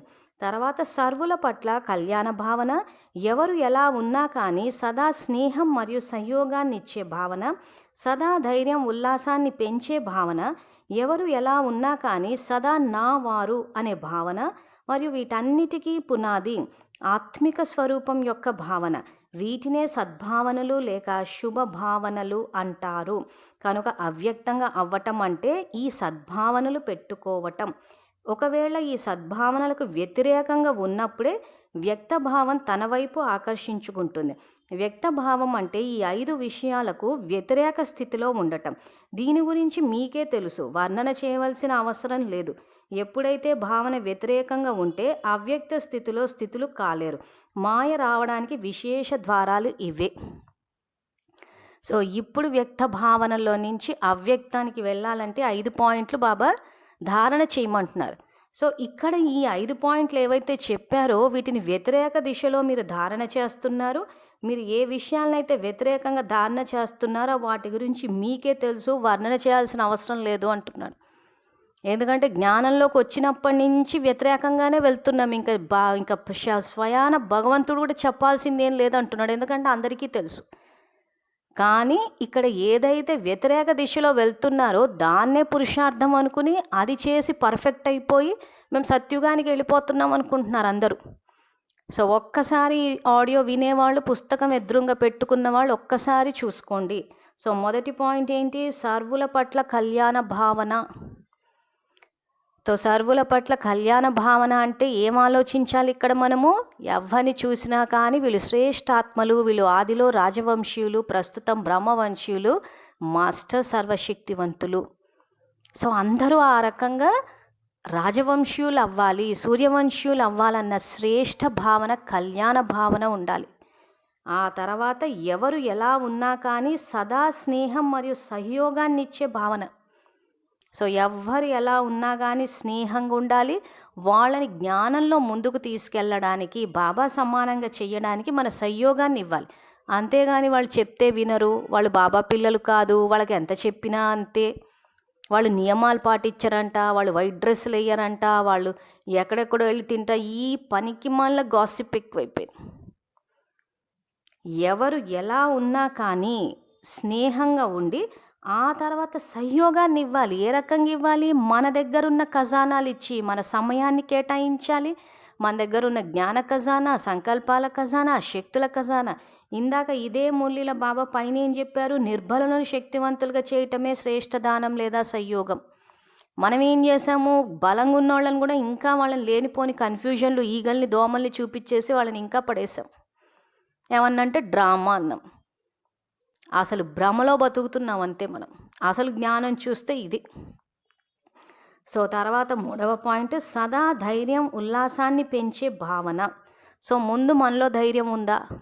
మనం ఉత్సాహంతో ఉన్నామా? లేదా అమ్మో మాకు ఏమైనా చేస్తే మళ్ళీ కోపాలు వచ్చేస్తాయేమో, సమస్యలు వస్తాయేమో, సెంటర్కి రానివ్వరేమో, మౌంట్ అబుకి తీసుకెళ్ళరేమో, మళ్ళీ నిందలేసేస్తారేమో, ఇవన్నీ ఆలోచిస్తుంటే ధైర్యము, ఉల్లాసము ఏది రాదు. భయము, నీరసము, నిరుత్సాహం వస్తుంది. తర్వాత ఎవరు ఎలా ఉన్నా కానీ సదా నా వారు అనే భావన. ఈ పాయింట్లు అయితే ఇంక అసలు నాకు తెలిసైతే ఎవరు ఫాలో కాదు. ఎవరిని చూసినా కానీ వీళ్ళు బాబా పిల్లలు కాదు. వీళ్ళు స్నానాలు చేస్తున్నారో లేదో, వీళ్ళ చేతి వంట తిన్నామంటే ఇంకా అపవిత్రం అయిపోతాం. సో ఇక్కడ విద్యాలయంలో పొద్దున 3-4 గంటల నుంచి లేచి పరంధామానికి వెళ్ళి శక్తి తీసుకుని గంటలు యోగం చేసి 2 గంటలని 4 గంటలని అఖండ యోగాలని చెప్పి ఇన్ని యోగాలు చేసి ఒక పక్కనుంటే ఎవరో 4 ముద్దలు పెడితే మేము అపవిత్రం అయిపోతామంటే బాబా నుంచి తీసుకున్న శక్తిలో శక్తి లేదనుకోవాలా దీన్ని బట్టి? సో ఎవరో వండిన వంటలో శక్తి ఉంది కానీ బాబా ఇచ్చిన శక్తిలో శక్తి లేదంటే అసలు ఏమైనా వివేకాన్ని వాడుతున్నామా అని. ఆహారంలో శక్తి ఉంటుందా? బాబా మనకిచ్చే శక్తిలో అది దాంట్లో శక్తి ఉంటుందా? దానివల్ల ఆత్మశక్తిశాలిగా అవుతుందా? సో మనం నిజంగా పరంధామానికి వెళ్ళి బాబా నుంచి గనక శక్తి తీసుకుని ఆత్మని శక్తిశాలిగా చేస్తే ఏ ఆహారము మనని ఏమీ చేయదు. మనం ఓ పక్కన బాబా నుంచి శక్తి తీసుకుంటున్నాం అంటున్నారు, అమృతవేళ అంటున్నారు, గంటలు గంటలు చేస్తున్నారు, సంవత్సరాల తరబడి చేస్తున్నారు, ఇంత చేసి ఓ 4 ముద్దలకు పడిపోతాం మేము అంటున్నారు. మరి ఏం యోగం చేస్తున్నట్టు, ఆత్మ ఏం శక్తిశాలిగా అయినట్టు? మన ఆత్మ యొక్క శక్తితోటి విశ్వంలోని ఆత్మలని, ప్రకృతిని పరివర్తన చేసి సత్యుగాన్ని తీసుకురమ్మంటున్నాడు ఆయన. అసలు సత్యుగాన్ని తీసుకురావడం కాదు కదా, మనం ఇంట్లో నుంచి అడుగు బయట పెట్టడానికి భయపడుతున్నాం. అమ్మో బయటికి వెళ్తే ఏం తింటాము, వాళ్ళ ఇంటికి వెళ్తే తినాల్సి వస్తుందేమో, వీళ్ళ ఇంటికి వెళ్తే తినాల్సి వస్తుందేమో, కాబట్టి మేము అసలు అడిగే బయటికి పెట్టాం. మరి అడిగే బయట పెట్టకుండా ఇంట్లోనే ఉండి మాది మేము వండుకు తింటే సత్యుగం వస్తుందా? సత్యుగం ఎప్పుడు వస్తుంది?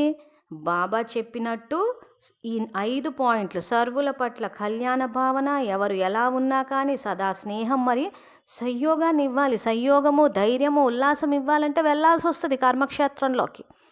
కర్మక్షేత్రంలోకి వెళ్ళి ఎక్కడెక్కడ ఎవరెవరు దుఃఖం ఉన్నారని తెలుసుకుని, ఎక్కడ వర్షాలు పడట్లేదు, ఎక్కడ భూమితత్వం ద్వారా దుఃఖం ఉంది, ఎక్కడ ఎవరు హాస్పిటల్లో దుఃఖం, ఇవన్నీ తెలుసుకుని దానికి తగ్గట్టు సేవ చేస్తూ పోవాలి. అప్పుడు అంతేగాని మనం ఆహారాన్ని అసలు అందరికన్నా ప్రపంచంలో నాకు తెలిసి భయపడేది ఎవరంటే జ్ఞానంలో ఉన్నోళ్ళే. దేన్ని చూసి భయపడతారంటే ఆహారాన్ని చూసి భయపడతారు. చేతి వంట అని, ఆ వంట అని, వీళ్ళని వాళ్ళని, ప్రపంచంలో ఉన్న భయమంతా మనలోనే ఉందేమో అనిపిస్తుంది ఒక్కోసారి. సో ఆ భయమంతా వాయుమండలం వ్యాపిస్తూ ఉంది, మళ్ళీ తిరిగి వస్తుంది, ఇంకా భయం ఎక్కువైపోతుంది. సో అందుకే ఇక్కడ సదా ధైర్యం, ఉల్లాసాన్ని పెంచే భావన ఉండాలి. ఎవరు ఎలా ఉన్నా కానీ సదా నావారు అనే భావన, వీటన్నిటికీ పునాది ఆత్మిక స్వరూపం యొక్క భావన. ఎవరిని చూసినా కానీ నేను శ్రేష్ఠాత్మ, వీరు శ్రేష్ఠ బాబా యొక్క శ్రేష్ఠాత్మలు, ప్రతి స్థానము సేవాస్థానమే, అందరూ నా ఆత్మిక సోదరులే అన్న ఈ ఆత్మిక రూపం ఏదైతే ఉందో ఇది అన్నిటికీ పునాది. వీటినే సద్భావనలు లేదా శుభభావనలు అంటారు. సో ఇప్పుడు ఈ సద్భావన, శుభభావన మనలో ఉందా? లేదా ఎవరిని చూసినా కానీ వీళ్ళు బాబా పిల్లలు కాదు.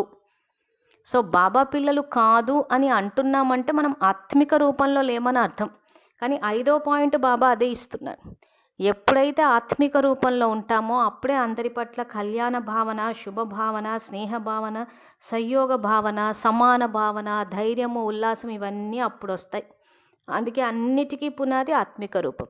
అది లేకపోవడం వల్ల అందరి పట్ల అశుభ భావన, వేర్పాటువాదము, తీవ్రవాదము, అసహించుకోవడము ఇవన్నీ ఎందుకు వచ్చాయంటే దేహం అన్న స్థితి. అసలు భక్తిలో ఉన్న దానికన్నా ఇంకా విపరీతంగా ప్రవర్తించడం మొదలెట్టారు.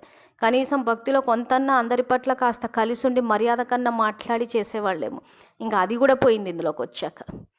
దీన్ని బట్టి ఎంత పాపం జమ అవుతుందో తెలుసుకోండి. ఆ తర్వాత ఎంత బాబా జ్ఞానానికి వ్యతిరేకంగా వెళ్తున్నామో చూసుకోండి. ఆ తర్వాత వీటినే సద్భావనలు లేదా శుభభావనలు అంటారు. కనుక అవ్యక్తంగా అవ్వటం అంటే ఈ సద్భావనలు పెట్టుకోవటం. సో బ్రహ్మబాబా అవ్యక్తంగా అయ్యారు అంటే ఇవన్నీ ఫాలో అవ్వడం వల్ల. సో మనం చేసామా లేదా ఒకసారి చెక్ చేసుకోండి. లేదా అందరినీ వేరు వేరు వేరు చేసేసి వాళ్ళు సపరేటు, మేము సపరేటు, మేము సపరేట్గా వండుకుంటాము, వాళ్ళు సపరేట్, ఇలా అంతా సపరేట్ అని చెప్పి చేస్తూ ఉంటే సత్యుగం కాదు కదా, సన్యాసుల్లోకి వెళ్తారు. కర్మ ఫిలాసఫీ ఇది. ఎందుకంటే సన్యాసులే ప్రతీది నా గిన్నె సపరేటు, నా వంట సపరేటు, నేను సపరేట్ అని వేరుపడేది ఆ సన్యాసులే. కాబట్టి విద్యార్థులు ప్రతి ధర్మానికి పునాది ఇక్కడే పడుతుంది. మనం ఆది సనాతన ధర్మంలోకి వెళ్తున్నామా, వేరే ధర్మాల్లోకి వెళ్తున్నామా అన్నది చెక్ చేసుకోండి. శివబాబా చెప్పిన శ్రీమతాన్ని పాటించి బ్రహ్మబాబాతోటి పోల్చుకుని చూస్తే మన పురుషార్థాన్ని బట్టి తెలిసిపోతుంది సనాతన ధర్మమా లేదా పరధర్మాలా అని చెప్పేసి. తర్వాత ఒకవేళ ఈ సద్భావనలకు వ్యతిరేకంగా ఉన్నప్పుడే వ్యక్తభావం తన వైపు ఆకర్షించుకుంటే, వ్యక్తభావం అంటే ఈ 5 విషయాలకు వ్యతిరేక స్థితిలో ఉండడం. దీని గురించి మీకే తెలుసు అంటున్నాడు. సో శివబాబా కూడా అదే అంటున్నాడు. ఎందుకంటే మనం ఎంత బాగా పురుషార్థం చేస్తున్నామో బాబాకు కూడా తెలుసు. అందుకే దీని గురించి మీకే తెలుసు, వర్ణన చేయవలసిన అవసరం లేదు. అంటే బాబాకు తెలుసు మనం ఇప్పుడు ఈ చెప్పిన 5 పాయింట్లకు పూర్తిగా వ్యతిరేకంగా వెళ్తున్నామని. సో ఎవరికి వాళ్ళు నిజాయితీగా చెక్ చేసుకోండి, మీకే తెలిసిపోతుంది వ్యక్త స్థితిలో ఉన్నారా అవ్యక్త స్థితిలో ఉన్నారా. సో కాబట్టి వర్ణన చేయవలసిన అవసరం లేదు. ఎప్పుడైతే భావన వ్యతిరేకంగా ఉంటే అవ్యక్త స్థితులు కాలేరు. మాయ రావడానికి విశేష ద్వారాలు ఇవే అంటున్నారు. ఏ విజ్ఞాన్నైనా పరిశీలన చేసుకోండి, దానికి కారణం ప్రీతికి బదులు విపరీత భావనలే అవుతాయి. భావన మొదట సంకల్ప రూపంలో ఉంటుంది, తర్వాత మాటలోకి వస్తుంది, మరియు దాని తర్వాత కర్మలోకి వస్తుంది. భావన ఏ విధంగా ఉంటుందో ఆ భావంతోనే వ్యక్తుల యొక్క ప్రతి నడవడికను మాటను చూస్తారు, వింటారు లేదా సంబంధంలోకి వస్తారు. భావన ద్వారా భావం కూడా మారిపోతుంది. ఒకవేళ ఏ ఆత్మ పట్లైనా ఏ సమయంలో అయినా ఈర్ష్య భావన ఉంటే, నావారు అనే భావన లేకపోతే ఆ వ్యక్తి యొక్క ప్రతి నడవడిక మాటను అపార్థంగా చేసుకుంటారు. వారు మంచిగా చేసినా కానీ మీ భావన మంచిగా లేని కారణంగా వారి ప్రతి నడవడిక మరియు మాట ద్వారా మీకు చెడు భావం కనిపిస్తుంది. కనుక భావన అనేది భావాన్ని మార్చేస్తుంది. సో ఇందాక చెప్పినట్టు, ఇందాక ఏ కార్యంలో కానీ ఆ కార్యం పట్ల కానీ ఆ కార్యం చేసే వ్యక్తి పట్ల కానీ భావన శ్రేష్టంగా ఉంటే శ్రేష్ఠ ఫలం వస్తుంది అంటున్నారు. ఇదే పేజీలో 2వ పారాగ్రాఫ్లో స్టార్టింగ్లో. సో ఇప్పుడు ఎవరి పట్ల అయినా కానీ ఈర్ష్య భావన ఉంటే, బాబా ఈర్ష్య యొక్క ఉదాహరణ ఇస్తున్నా. సో ఈరోజు ఎవరైనా సేవలు చేస్తుంటే విఘ్నాలు పడుతున్నాయి అని అంటే, పరివారం నుంచి విఘ్నాలు పడుతున్నాయి అంటే పక్కా ఈర్ష్య. ఇంకా మరి ఈ దేహ నియమాలన్నీ పాటించి అసలు ఏం పవిత్రంగా అయినట్టు? ఈరోజు ఎవరైనా మేము శివబాబా సందేశాన్ని ఇస్తాము అని అంటే మన్మతము, డిస్సర్వీసు, పర్మిషన్ లేదు అని ఇవన్నీ అంటున్నామంటే పక్కా ఈర్ష్య, అంటే పవిత్రంగా అవ్వలేదు. సో యజ్ఞంలోనే విఘ్నాలు వేసేస్తున్నారు. తండ్రి అవతరించాడన్న విషయాన్ని చెప్తాము అని అంటే వద్దంటున్నారు. అసలు జ్ఞానాన్ని బయటికి తీసుకొస్తామంటే వినొద్దు అంటున్నారు. గ్రూపుల్లో నుంచి తీసేయడము, యూట్యూబ్లు వినొద్దు అంటున్నారు. ఎన్ని రకాలుగా చేయాలో అన్ని రకాలుగా. దానికి మళ్ళీ విద్యార్థుల సంయోగం, అమ్మో కోపం వచ్చేస్తుందేమో, మళ్ళీ సెంటర్కి రానివ్వరేమో, మౌంట్ అబుకి తీసుకెళ్లరేమో అని చెప్పి ఈ రకంగా చేస్తే బ్రహ్మబాబా సమానంగా అయ్యే అవకాశాలే లేవు. అందుకే ఇక్కడ ఈర్ష్య భావన అంటే నావారు అనే భావన లేకపోతే ఆ వ్యక్తి ఒట్ల ప్రతి నడవడిక మాటను అపార్థం చేసుకుంటారు. సో పరివారంలో చాలా సందర్భాల్లో నావారు అనే భావనే ఉండదు. ఒకవేళ మనం ఆ భావనతోటి సేవలు చేద్దామని వెళ్ళినా కానీ దానికి జ్ఞానాన్ని ఎన్ని రకాలుగా తిప్పి చెప్పాలో అన్నీ చెప్తారు. ఇంకా బాబా చెప్పినట్టు ఇంకా అవన్నీ తెలిసిన విషయాలే, వర్ణన చేయాల్సిన అవసరం లేదు కాబట్టి ఇక్కడ నేను చెప్పటం లేదు. సో చెప్పదలుచుకుంది ఒకటే, బ్రహ్మబాబాని ఫాలో అవ్వండి, శివబాబా శ్రీమతాన్ని చూడండి. భయపడాల్సింది ఏమీ లేదు. ఈరోజు గనక భయపడి ఆగిపోయాము అని అంటే మన ఖాతా ఖాళీ. ఎందుకంటే మనం ఏమి పుణ్యకార్యాలు చేసుకోవట్లేదు కాబట్టి పుణ్యం వచ్చి పడదు. ఎంత మనము ఈగలు పోతే చేస్తుంటే పోయిన కల్పంలో చేసిన పుణ్యం వచ్చి మన ఖాతాలో పడదు. ఎందుకంటే సత్యత్రేతాయుగాల్లో ఆ యొక్క సుఖాన్ని ఆస్వాదించేసాం కాబట్టి ఖాతా ఖాళీ అయిపోయింది. ఇప్పుడు మళ్ళీ వచ్చే కల్పానికి సంపాదించుకోవాలి. సో మన ఖాతాలోకి బాబా వచ్చి, బాబా కానీ డ్రామా కానీ సమయం కానీ పరివారం కానీ ఎవరు వేయరు. ఎవరు చేస్తే వాళ్ళే పొందుతారు అన్నది ఇక్కడ శ్రీమతం. సో ఇప్పుడు చేసుకోవాలి. వచ్చే కల్పానికి కోటాను కోట్లు సంపాదించుకోవడానికి అవకాశం ఉన్నప్పుడు వ్యక్తుల్ని చూసి భయపడ్డాము అంటే నష్టపోయేది కూడా మనమే. సో కాబట్టి ఇక్కడ వారు మంచిగా చేసినా కానీ మీ భావన మంచిగా లేని కారణంగా వాళ్ళ ప్రతి నడవడిక మరియు మాట ద్వారా మీకు చెడు భావం కనిపిస్తుంది. కనుక భావన అనేది భావాన్ని మార్చేస్తుంది. సో చేయాల్సింది ఏంటా అన్నది బాబా పూర్తిగా ఈ పారాగ్రాఫ్లో చెప్పారు. కనుక పరిశీలన చేసుకోండి. ప్రతి ఆత్మ పట్ల శుభభావం ఉంటుందా? భావాన్ని అర్థం చేసుకోవడంలో తేడా వస్తున్న కారణంగానే అపార్థం అనేది మాయకు ద్వారం అవుతుంది.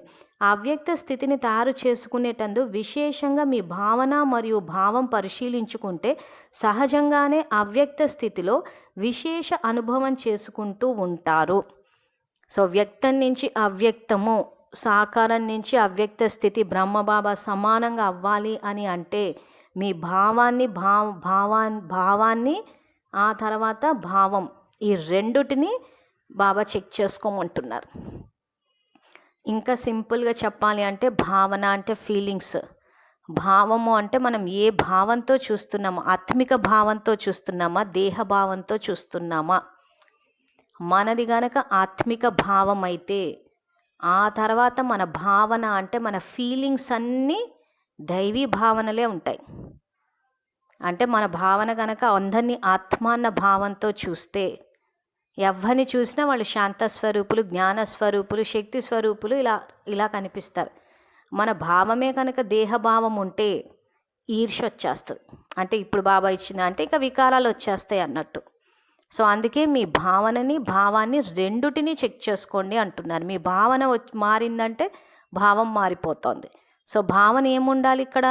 దైవీ భావన ఉండాలి. సో భావం ఏముండాలి ఇక్కడ? ఆత్మిక భావం ఉండాలి.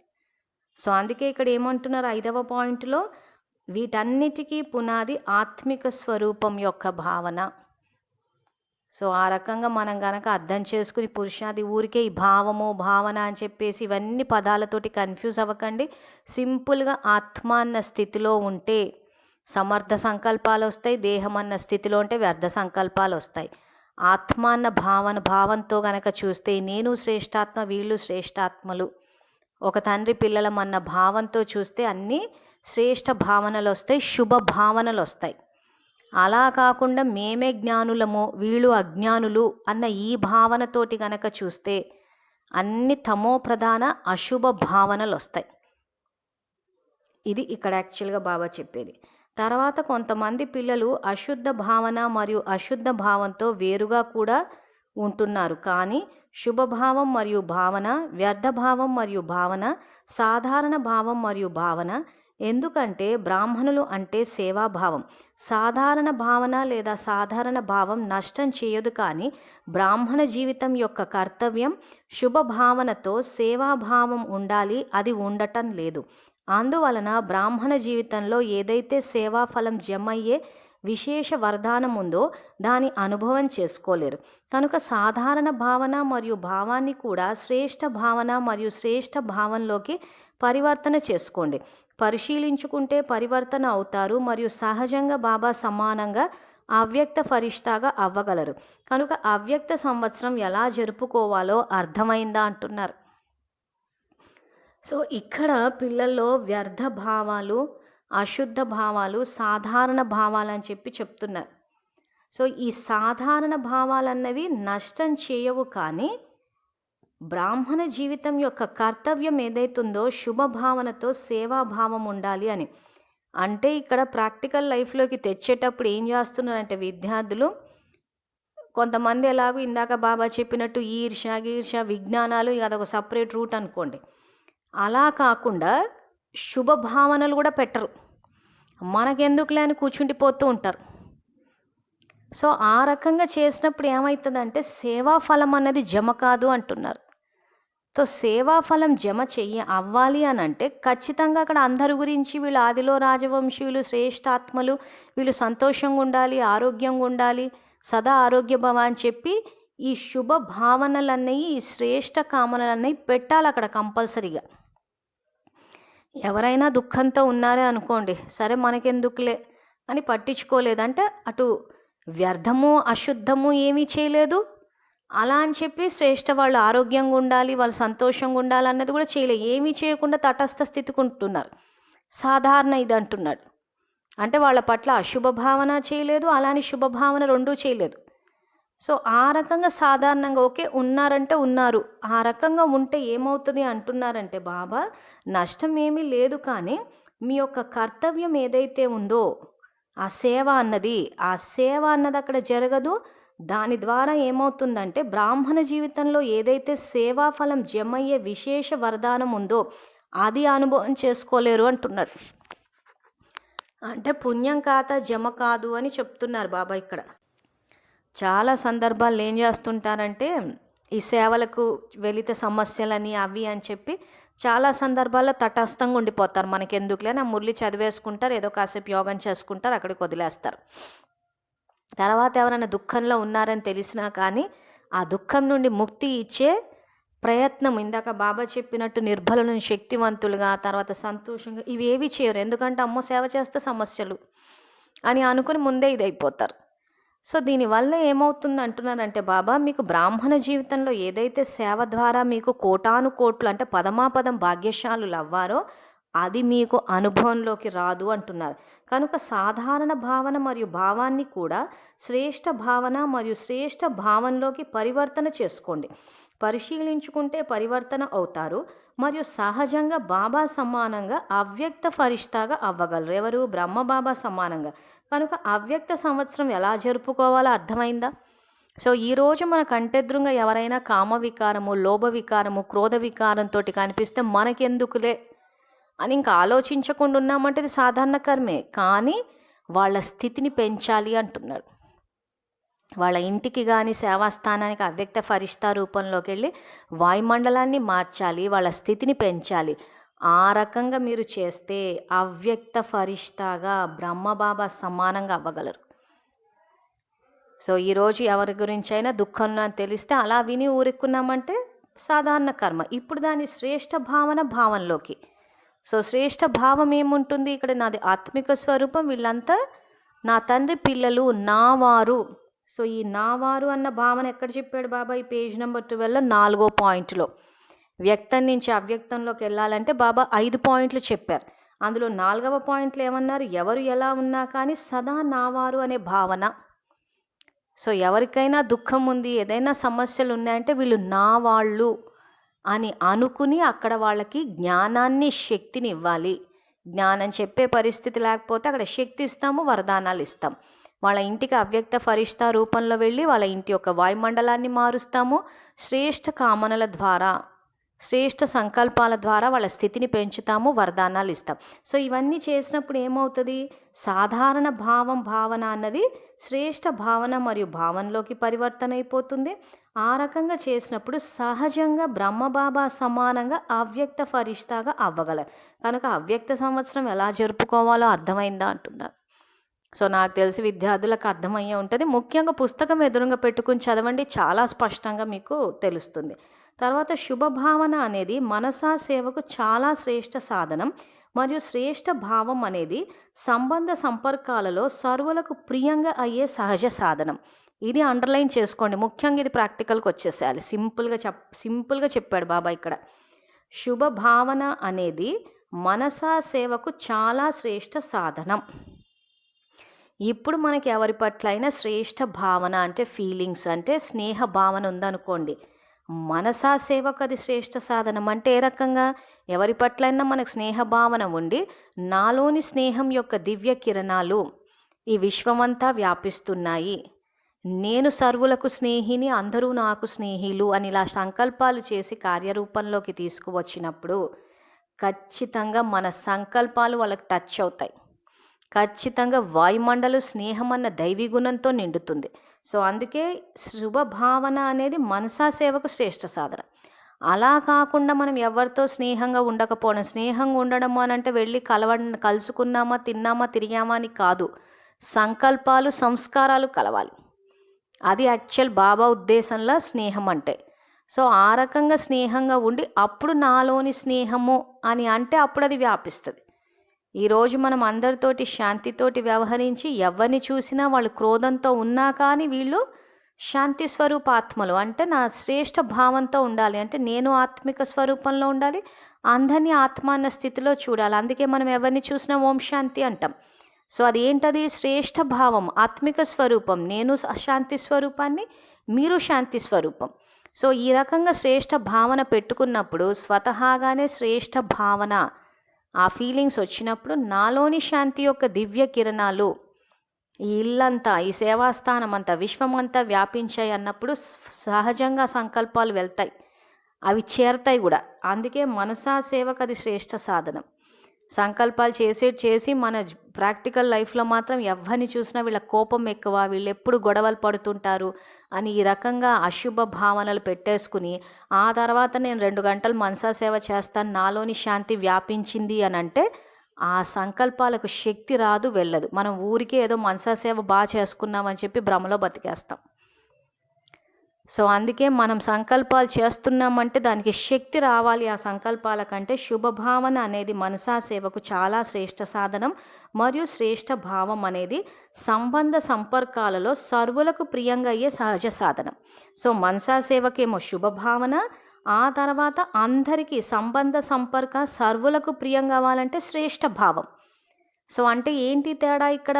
ఇందాక చెప్పినట్టు మనం అందరి పట్ల ఫీలింగ్స్, స్నేహ భావన, ప్రేమ భావన ఇవన్నీ ఉన్నప్పుడు ఏమవుతుంది? మన సంకల్పాలకు శక్తి వస్తుంది, అన్ని చోట్లకి వెళ్తాయి. అంటే మొత్తం విశ్వమంతా వ్యాపిస్తుంది. శ్రేష్ఠ భావం అంటే ఆత్మిక భావం. సో మనం ఎవరిని కలుసుకున్నా కానీ ఆత్మిక భావంతో కలుసుకుంటే సంబంధ సంపర్కాలలో సర్వులకు ప్రియంగా అవుతాం. సో ఆత్మిక రూపంలో వెళ్తాము, నేను శ్రేష్ఠాత్మ వీళ్ళు శ్రేష్ఠాత్మ అన్న భావంతో వెళ్తాము. లేదా శివ పరమాత్మతోటి మనకి గృహస్థ జీవితం ఉంది కాబట్టి నేను జగన్మాతనన్న ఆ భావనతో వెళ్ళి పిల్లల రూపంలో కలుసుకుంటాము. సో ఇలా ఏ శ్రేష్ఠ భావంతో ఏ రూపంలో కలుసుకున్నా కానీ అంటే శ్రేష్ఠ రూపంలో ఆత్మిక రూపంలో కలుసుకుంటే సంబంధ సంపర్కాలలో సర్వులకు ప్రియంగా అవుతాం. సో ఇప్పుడు మనం శ్రేష్ఠ భావంతో వెళ్ళకుండా ఏ భావంతో వెళ్తున్నామంటే దేహ భావంతో వెళ్తున్నాం. అంటే నన్ను నేను దేహంగా అర్థం చేసుకున్నాం. సో ఈ అర్థంతో దేహం అన్న అర్థంతో వెళ్ళినప్పుడు ఏమైపోయిందంటే వాళ్ళ కాళ్ళు చేతులు కనిపిస్తున్నాయి, వాళ్ళ చేతి వంట అని, వాళ్ళ డ్రెస్సులని, వాళ్ళు ఏం మాట్లాడుతున్నాయి, వీళ్ళు భక్తులు, వీళ్ళు ఇలాంటి వాళ్ళు అలాంటి వాళ్ళు అన్నప్పుడు ఏమైపోయింది? సర్వులకు ప్రియంగా అవ్వకుండా సర్వులకు శత్రువులం అయిపోయినాం. ఓం శాంతి వాళ్ళు అంటేనే సర్వులకు శత్రువులు. ఇక్కడ చూస్తే బాబానేమో సర్వులకు ప్రియం కావాలి అంటాడు. సర్వులకు ప్రియం కావాలంటే శ్రేష్ఠ భావన, ఆత్మిక రూపం, జగన్మాత రూపం, ఆ రూపంలో వెళ్ళి ఇష్టదేవతల రూపం, ఆ దేవతా రూపంలో వెళ్తే ఖచ్చితంగా అందరికీ సంబంధ సంపర్కాల్లో సర్వులకు ప్రియంగా అవుతాం. కానీ మనం వెళ్ళేటప్పుడు మేము ఓం శాంతి వాళ్ళము, మేము సపరేటు, మేము జ్ఞానులము, మీరంతా అపవిత్రులు, ఈ భావంతో వెళ్తున్నాం కాబట్టి అందరికీ ప్రియంగా అవ్వకుండా శత్రువులం అయిపోయి మన ద్వారా అసహ్య భావన అన్నది విశ్వంలో వ్యాపించింది, సమాజంలో వ్యాపించి ఆ తర్వాత అందరికీ ప్రియంగా అవ్వాల్సిన చోట అందరూ మననే వెలివేశారు. అంటే పూర్తిగా బాబా జ్ఞానానికి వ్యతిరేకంగా వెళ్ళాం. సో ఇది ఇంకో చెకింగ్ పాయింట్. అందరికీ ప్రియంగా అయ్యామా, అందరికీ శత్రువులం అయ్యామా, అందరూ మనని కలుపుకుంటున్నారా, అందరూ మనని వెలివేశారా? సో వెలివేసే వర్గం వెళ్ళి సింహాసనాల మీద కూర్చునే అవకాశమే లేదు. కాబట్టి ఇవన్నీ కర్మ ఫిలాసఫీ. తర్వాత వాక్యాలు కూడా బాబా అదే చెప్తున్నారు. ఎవరైతే సదా ప్రతి ఒక్కరి పట్ల శ్రేష్ఠ భావన ధారణ చేస్తారో వారే మాలలో సమీపమనిగా అవుతారు. ఎందుకంటే మాల అనేది సంబంధ సంపర్కంలో సమీపతకు మరియు శ్రేష్టతకు గుర్తు. ఎవరు ఏ భావంతో మాట్లాడినా లేదా నడిచినా కానీ మీరు సదా ప్రతి ఒక్కరి పట్ల శుభభావం మరియు శ్రేష్ఠ భావం ధారణ చేయండి. ఎవరైతే దీనిలో విజయీగా అవుతారో వారే మాలలో గుచ్చబడే అధికారులు. సో బాబా చెప్పేది 108 మాల. తో సంబంధ సంప్రదింపుల్లో ఆ రకంగా అందరికీ ప్రియంగా అయితేనే, సంబంధ సంపర్కాలలో అందరి పట్ల శుభభావము శ్రేష్ఠ భావము ఉన్నప్పుడే మీరు మాలలో విజయీగా మాలలో గుచ్చబడే అధికారులు. అంటే స్థూలమైన మాల తీసుకుందాం, 108 మాల సూర్యవంశీయులు కాకుండా స్థూలమైన మాల తీసుకున్నప్పుడు ఆ మాలలో పూసలన్నీ ఒకటికి ఒకటి అతుక్కుని ఉంటాయి. అలా ఒకటికి ఒకటి అతుక్కుని ఉండడం ఏంటంటే మన సంకల్పాలు సంస్కారాలని కలుపుకు. అందరూ భిన్న భిన్న సంస్కారాలతోటే ఉంటారు కానీ కలుపుకుని నడవాలి స్నేహభావన. అలా ఎవరైతే ఈ సంగమ యుగంలో కలుపుకుని వెళ్తారో సంకల్పాలు సంస్కారాలు వాళ్ళు దగ్గరగా వస్తారంటే ఆ మాలలో, అంటే 108 మాలలో వస్తారంటే ర్యాంకింగ్ వేసినప్పుడు 108లోకి వస్తారు. అలా కాకుండా ఎవరికి వాళ్ళు మాలలో సపరేట్గా, ఇప్పుడు రాబోయే వాక్యాల్లో అదే చెప్పారు, నేను చదివినప్పుడు అక్కడ చెప్తాను, మీకు అర్థమవుతుంది. సో తర్వాత ఏమంటున్నారంటే బాబా, ఎవరు ఏ భావంతో మాట్లాడినా లేదా నడిచినా కానీ మీరు సదా ఒకరి పట్ల శుభభావం మరియు శ్రేష్ఠ భావం ధారణ చేయండి. ఎవరైతే దీనిలో విజయిగా అవుతారో వారే మాలలో గుచ్చబడే అధికారులు. సేవాక్షేత్రంలో ఉపన్యాసం చెప్పలేకపోయినా, ప్లాన్స్ తయారు చేయలేకపోయినా కానీ సంబంధ సంపర్కాలలో ప్రతి ఒక్కరి పట్ల శుభభావం పెట్టుకుంటే ఆ శుభభావం సూక్ష్మ సేవలో జమ అయిపోతుంది. అందుకే ఇందాక పై వాక్యాల్లో సాధారణ భావన పెట్టుకోవద్దు, శుభభావన పెట్టుకోవాలి అంటున్నారు. అంటే ఎవరిని చూసినా వీళ్ళు శ్రేష్ఠాత్మ, మన భావమే ఆత్మిక భావం ఉండాలి, దేహభావం ఉండకూడదు. సో అది కూడా సూక్ష్మ సేవలో జమ అయిపోతుంది. ఎందుకు సూక్ష్మ సేవలో జమ అయిపోతుంది? ఆత్మ అన్న స్థితిలో ఉన్నప్పుడు స్వతహాగా దైవీ గుణాలు, శక్తులు వ్యాపిస్తాయి. దేహం అన్న స్థితిలో ఉన్నప్పుడు సహజంగా వికారాలు, విషమంతా వ్యాపిస్తుంది కాబట్టి. సో ఈ రకంగా ఉన్నప్పుడు మన నుంచి దైవీ గుణాలు, శక్తులు వ్యాపిస్తాయి కాబట్టి సూక్ష్మ సేవలో జమ అయిపోతుందంటే పుణ్యం ఖాతాలో జమ అయిపోతుంది. ఈ విధమైన శుభభావం కలిగిన వారు సదా అందరికీ సుఖమిస్తారు మరియు సుఖం తీసుకుంటారు. ఇది కూడా సేవ మరియు ఈ సేవాభావం ముందు నంబర్ తీసుకునే అధికారిగా చేస్తుంది. అందువలనే మాలలో మనులుగా అయిపోతారు. అర్థమైందా? ఎప్పుడు ఇలా ఆలోచించకండి, మాకు ఉపన్యాసం చెప్పే అవకాశం లభించడం లేదు, పెద్ద పెద్ద సేవలలో అవకాశం లభించడం లేదు అని. కానీ ఈ సేవాభావం యొక్క స్వర్ణిమ అవకాశం తీసుకునేవారు అవకాశదారుల వరుసలోకి వచ్చేస్తారంటే విశేషాత్మగా అయిపోతారు. అందువలన ఈ సంవత్సరంలో విశేషంగా ఈ శుభభావన మరియు శ్రేష్ఠ భావం ధారణ చేసే విశేష ధ్యాస పెట్టుకోవాలి.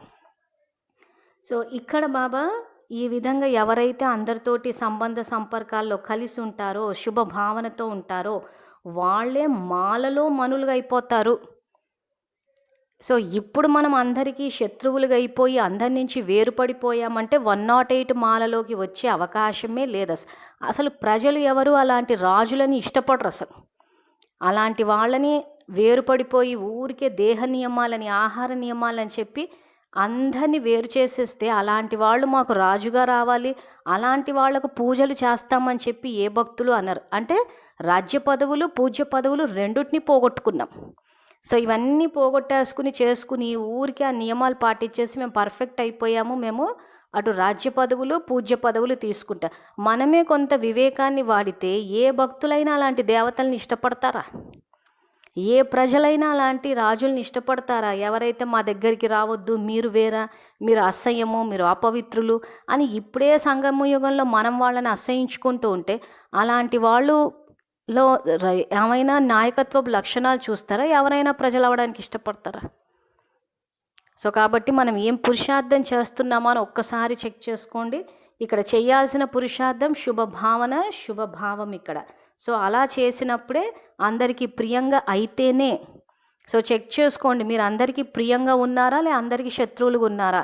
అందరికీ ప్రియంగా ఉంటేనే ఆ 108 మాలలోకి వస్తారు. అందరికీ శత్రువులుగా ఉన్నారు అంటే అసలు 108 మాల కాదు కదా. బాబా జ్ఞానానికి వ్యతిరేకంగా వెళ్తే పాపపు ఖాతా జమ అవుతుంది, సంస్కారాలు తమ ఉంటాయి కాబట్టి దాసదాసీలు అయిపోతారు. కాబట్టి ఎవరికి వాళ్ళు సైలెంట్గా కాసేపు కూర్చుని చెక్ చేసుకోండి. పుస్తకం ఎదురుగా పెట్టుకుని ఇది నేను చేస్తున్నానా లేదా, నేను అందరి పట్ల ఆత్మిక భావంతో ఉన్నానా, అందరి పట్ల శ్రేష్ఠ భావన ఉందా, అందరూ నన్ను ఇష్టపడుతున్నారా లేదా, నాలో దైవీ గుణాలు చూస్తున్నారా, నాతో స్నేహంగా ఉన్నారా, వెలివేశారా, ఇవన్నీ చెక్ చేసుకుంటే మీకు తెలిసిపోతుంది 108 మాల్లోకి వస్తామా లేదా అని చెప్పేసి. తర్వాత అశుభ భావం మరియు అశుభ భావనను కూడా ఏ శుభభావం కూడా మీ శుభభావం మరియు శుభభావనతో పరివర్తన చేసుకోగలరు. చెప్పాను కదా, గులాబీ పుష్పం చెడు వాసనతో ఉన్న ఎరువు ద్వారా కూడా సువాసన ధారణ చేసి సువాసన కలిగిన గులాబీ పుష్పంగా అవుతుంది. శ్రేష్ఠాత్మలైన మీరు అశుభ వ్యర్థ సాధారణ భావన మరియు భావాన్ని శ్రేష్టతలోకి మార్చుకోలేరా? లేదా ఏం చేయము, వారికి ఉన్నదే అశుభ భావన, వీరి భావమే నా పట్ల చాలా చెడుగా ఉంది, నేను ఏం చెయ్యను అని అనరు కదా అంటున్నాడు. సో ఇక్కడ బాబా మళ్ళీ ప్రాక్టికల్ లైఫ్ గురించి చెప్తూ, గులాబీ పుష్పం చెడు వాసనతో ఉన్న ఎరువు ద్వారా కూడా సువాసన ధారణ చేసి సువాసన కలిగిన గులాబీ పుష్పంగా అవుతుంది. సో మనము గులాబీ పుష్పాలని కనుక చూస్తే ఆ తొట్లలో పెట్టినప్పుడు దాంట్లో అంతా ఏదైతే ఎరువు అని చెప్పి వేస్తారో అలాంటిది వేసినా కానీ అది సువాసన కలిగిన గులాబీ పుష్పంగా అవుతుంది. సో ఇప్పుడు మన పైన అందరూ నిందలు వేస్తూ ఉంటారు, వీళ్ళకు కనెక్షన్ లేదు, మౌంటబు కనెక్షన్ లేదు, మన్మతాలు, డిస్సర్వీసులు, వీళ్ళు చెప్పేది కరెక్ట్ కాదు, ఫార్వర్డ్ చేయట్లే, ఎన్ని రకాలుగా మన మీద ఎరువు, చెడు వాసనతో ఉన్న ఎరువు వేసినా కానీ వాటిల్లో నుంచి ఆధారంగా తీసుకుని, ఎవరిని ఆధారంగా తీసుకోవాలి? ఇక్కడ శివబాబాని ఆధారంగా తీసుకోవాలి. సో ఎటువంటి పరిస్థితులు వచ్చినా కానీ శివబాబాని ఆధారంగా తీసుకుని దాని ద్వారా మనం ఉన్నతి చేసుకోవాలి. అంటే గులాబీ పుష్పంలాగా సువాసన ఏ రకంగా అయితే గులాబీ పుష్పం సువాసనని వెదజల్లుతుందో, సో మన మీద ఎన్ని నిందలు ఎన్ని విమర్శలు వచ్చినా కానీ మన నుంచి శాంతి, ప్రేమ, పవిత్రత, జ్ఞానము, సుఖము, ఆనందము, శక్తి అన్న సువాసన వ్యాపించాలి. ఎవరు ఎంతగా మనం చెప్పేది మన్మతము అని అన్నా కానీ అసలు జ్ఞానం ఏంటా అన్నది మనం మురళి తెరిచి దాన్ని చెప్పి జ్ఞానం యొక్క సుగంధాన్ని వ్యాపింపచేయాలి.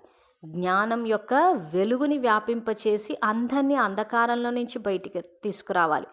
బాబా యొక్క జ్ఞాన మురళి ఏదైతే ఉందో ఆ మురళిని విని అందరూ అతీంద్రియ సుఖంలోకి వెళ్ళేటట్టు సేవ చేయాలి. అంతేగాని ఎవరో ఏదో అన్నారని ఆగిపోతే ఇంకా మనం బ్రహ్మబాబాని ఎక్కడ ఫాలో అయినట్టు? సో అక్కడ పాకిస్తాన్లో ఆయనకి ఎంత వ్యతిరేకత వచ్చిందో అందరికీ తెలుసు. అంత వ్యతిరేకత వచ్చినా కానీ శివబాబా జ్ఞానాన్ని బయటికి తెచ్చారు అని అంటే ఈరోజు మనకు ఎంత వ్యతిరేకత వచ్చినా, ఎన్ని నిందలు పడ్డా, ఎన్ని కనెక్షన్లు లేవని, అదని ఇదని పార్టీలని ఏది చెప్పినా బ్రహ్మబాబాని ఫాలో అయి శివబాబా జ్ఞానాన్ని, సత్యమైన జ్ఞానాన్ని బయటికి తెచ్చి తీరాలి. ఆ శివబాబా యొక్క ఆ మురళీ గానం ఏదైతే ఉందో అది అందరికీ వినిపించి అందరూ గోపగోపికల్లాగా తన్మయత్వాన్ని పొందే విధంగా మనం మురళి జ్ఞానాన్ని బయటికి తేవాలి, అందరూ చెప్పాలి. సో జ్ఞానం చెప్పడం పెద్ద సమస్య ఏం కాదు, అదేం పెద్ద కష్టమైన పని కాదు. మనం ఏంటంటే ప్రయత్నం చేయలేదు. అందుకే బాబా ఇక్కడ అదే అంటున్నారు, ఒకవేళ మాకు ఉపన్యాసం చెప్పే అవకాశం లభించలేదు, పెద్ద పెద్ద సేవల్లో అవకాశం లభించలేదు అని ఈ రకంగా సేవాభావం అని అనుకునేవాళ్ళు ఇప్పుడు ఇదేదైతే చెప్తున్నారో ఈ సేవాభావం యొక్క స్వర్ణిమ అవకాశం తీసుకునేవారు అవకాశదారుల వరుసలోకి వచ్చేస్తారంటే విశేషాత్మగా అయిపోతారు. అంటే ఉపన్యాసం చెప్పే అవకాశం రాకపోయినా మనం చెప్పాలి అనుకుంటే ఎన్నో రకాలుగా చెప్పొచ్చు. మన ఇంటినే సేవాస్థానం చేయొచ్చు, లేదా మాస్టర్ శిక్షకులను మేము ఏదైతే ఛానల్ పెట్టి అందరినీ చెప్పండి అన్నాము ఆ అవకాశాలు ఇచ్చాము, లేదా మనం అందరం కలిసి మాట్లాడుకుని బట్టీలు పెట్టుకుని ఎవరైనా చెప్పాలి అనుకున్నప్పుడు కూడా మనం అందరం కలిసి మనకి మనమే అవకాశం ఇచ్చుకుని ఒకరికొకరు సంయోగం ఇచ్చి కూడా చెప్పుకోవచ్చు. చెయ్యాలి అని అనుకోవాలే కానీ ఎన్ని రకాలుగైనా చేయొచ్చు సేవ.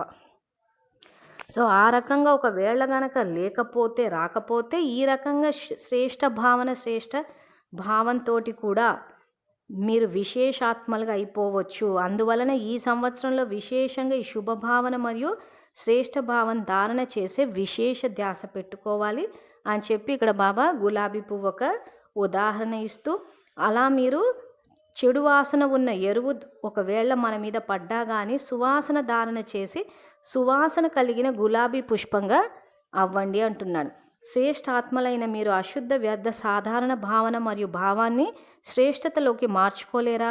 లేదా ఏం చేయమో వారికి ఉన్నదే ఆ శుభభావన, వీరి భావమే నా పట్ల చాలు అని ఈ రకంగా అయితే మాట్లాడరు కదా అంటున్నాడు. కానీ సాధారణంగా అయితే మాట్లాడుతున్నారు. సో బాబా ఎంత చెప్పినా కానీ బాబా మాటకి విలువ ఇవ్వకుండా దేహదారుల మాటలకే విలువ ఇచ్చి వాళ్ళు వద్దు అని అంటే ఆగిపోతున్నారు. ఇంకా ఆ తర్వాత ఇంకా మనం నోటితోటి బాబా బాబా అని చెప్పి ఎంత భజన చేసినా వేస్టే.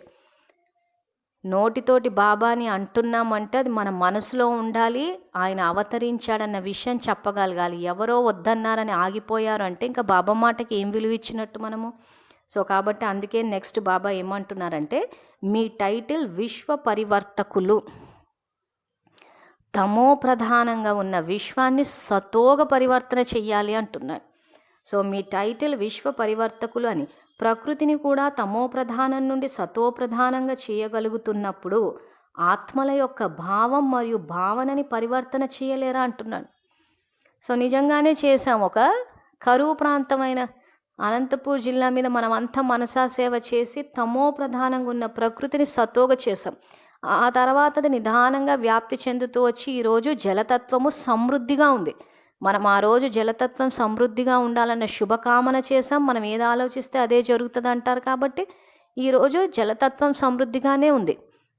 ఇంచుమించు పంటలు కూడా కొంతవరకు పండుతూ ఉన్నాయి. మనం ఇంకా మన శక్తిని ఇంకా కొంచెము ఎక్కువ ఇది పెట్టి ఇంకా అందరూ సంఘటితంగా చేస్తే ఆ పంటల ఇది కూడా తీరిపోతుంది. సో ఇక్కడ మీరు ప్రకృతినే చేయగలిగినప్పుడు ఆత్మల యొక్క భావం మరియు భావనని పరివర్తన చేయలేరా? ఖచ్చితంగా చేయగలం.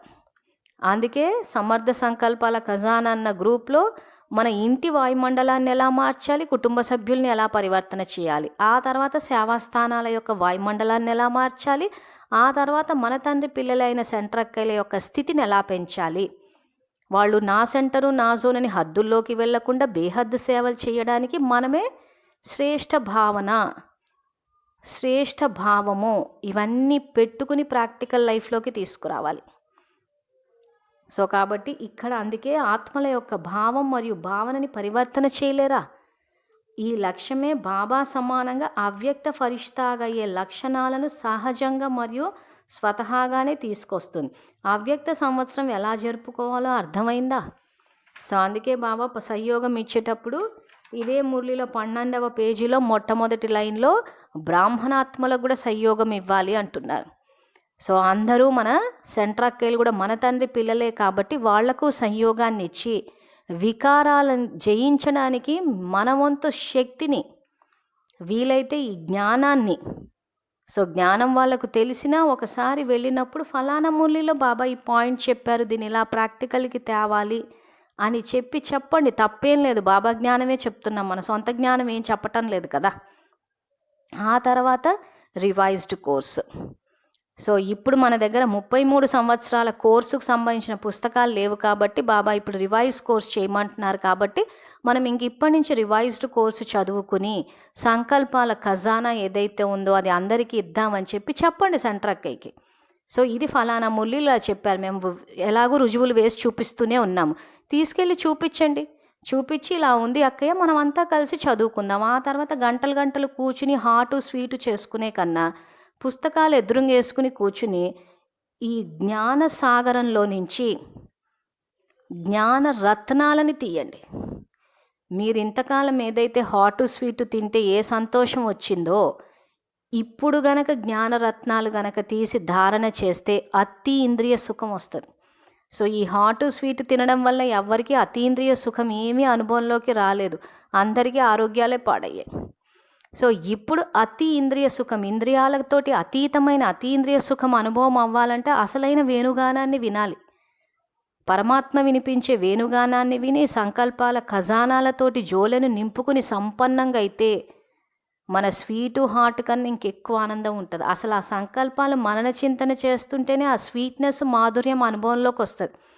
సో బాబా మురళిలో ఉన్న మాధుర్యంతో పోల్చి చూస్తే మనం చేసుకునే ఈ అరిసెలు, కారపూసలు, జంతికలు, ఈ చక్రపాకాలు ఇవి ఏవీ లెక్కలోకి రావు. అసలు మనం ఏంటంటే ఈ మాధుర్యాన్ని అనుభవం చేయలేదు కాబట్టి ఇంకా జంతికలు, కజ్జికాయలు అని చెప్పి, అరిసెలు అని చెప్పి వాటి వెనకాల పరిగెడుతున్నామే కానీ అసలు ఈ మురళిలో ఉన్న ఆ మాధుర్యం ఏదైతే ఉందో, జ్ఞాన భోజనం యొక్క రుచి, శుద్ధ సంకల్పాల భోజనం యొక్క రుచిని గనక ఆస్వాదించగలిగితే స్థూలమైన భోజనం పట్ల ఉన్న మోహం ఏదైతే ఉందో అది స్వతహాగా వెళ్ళిపోతుంది.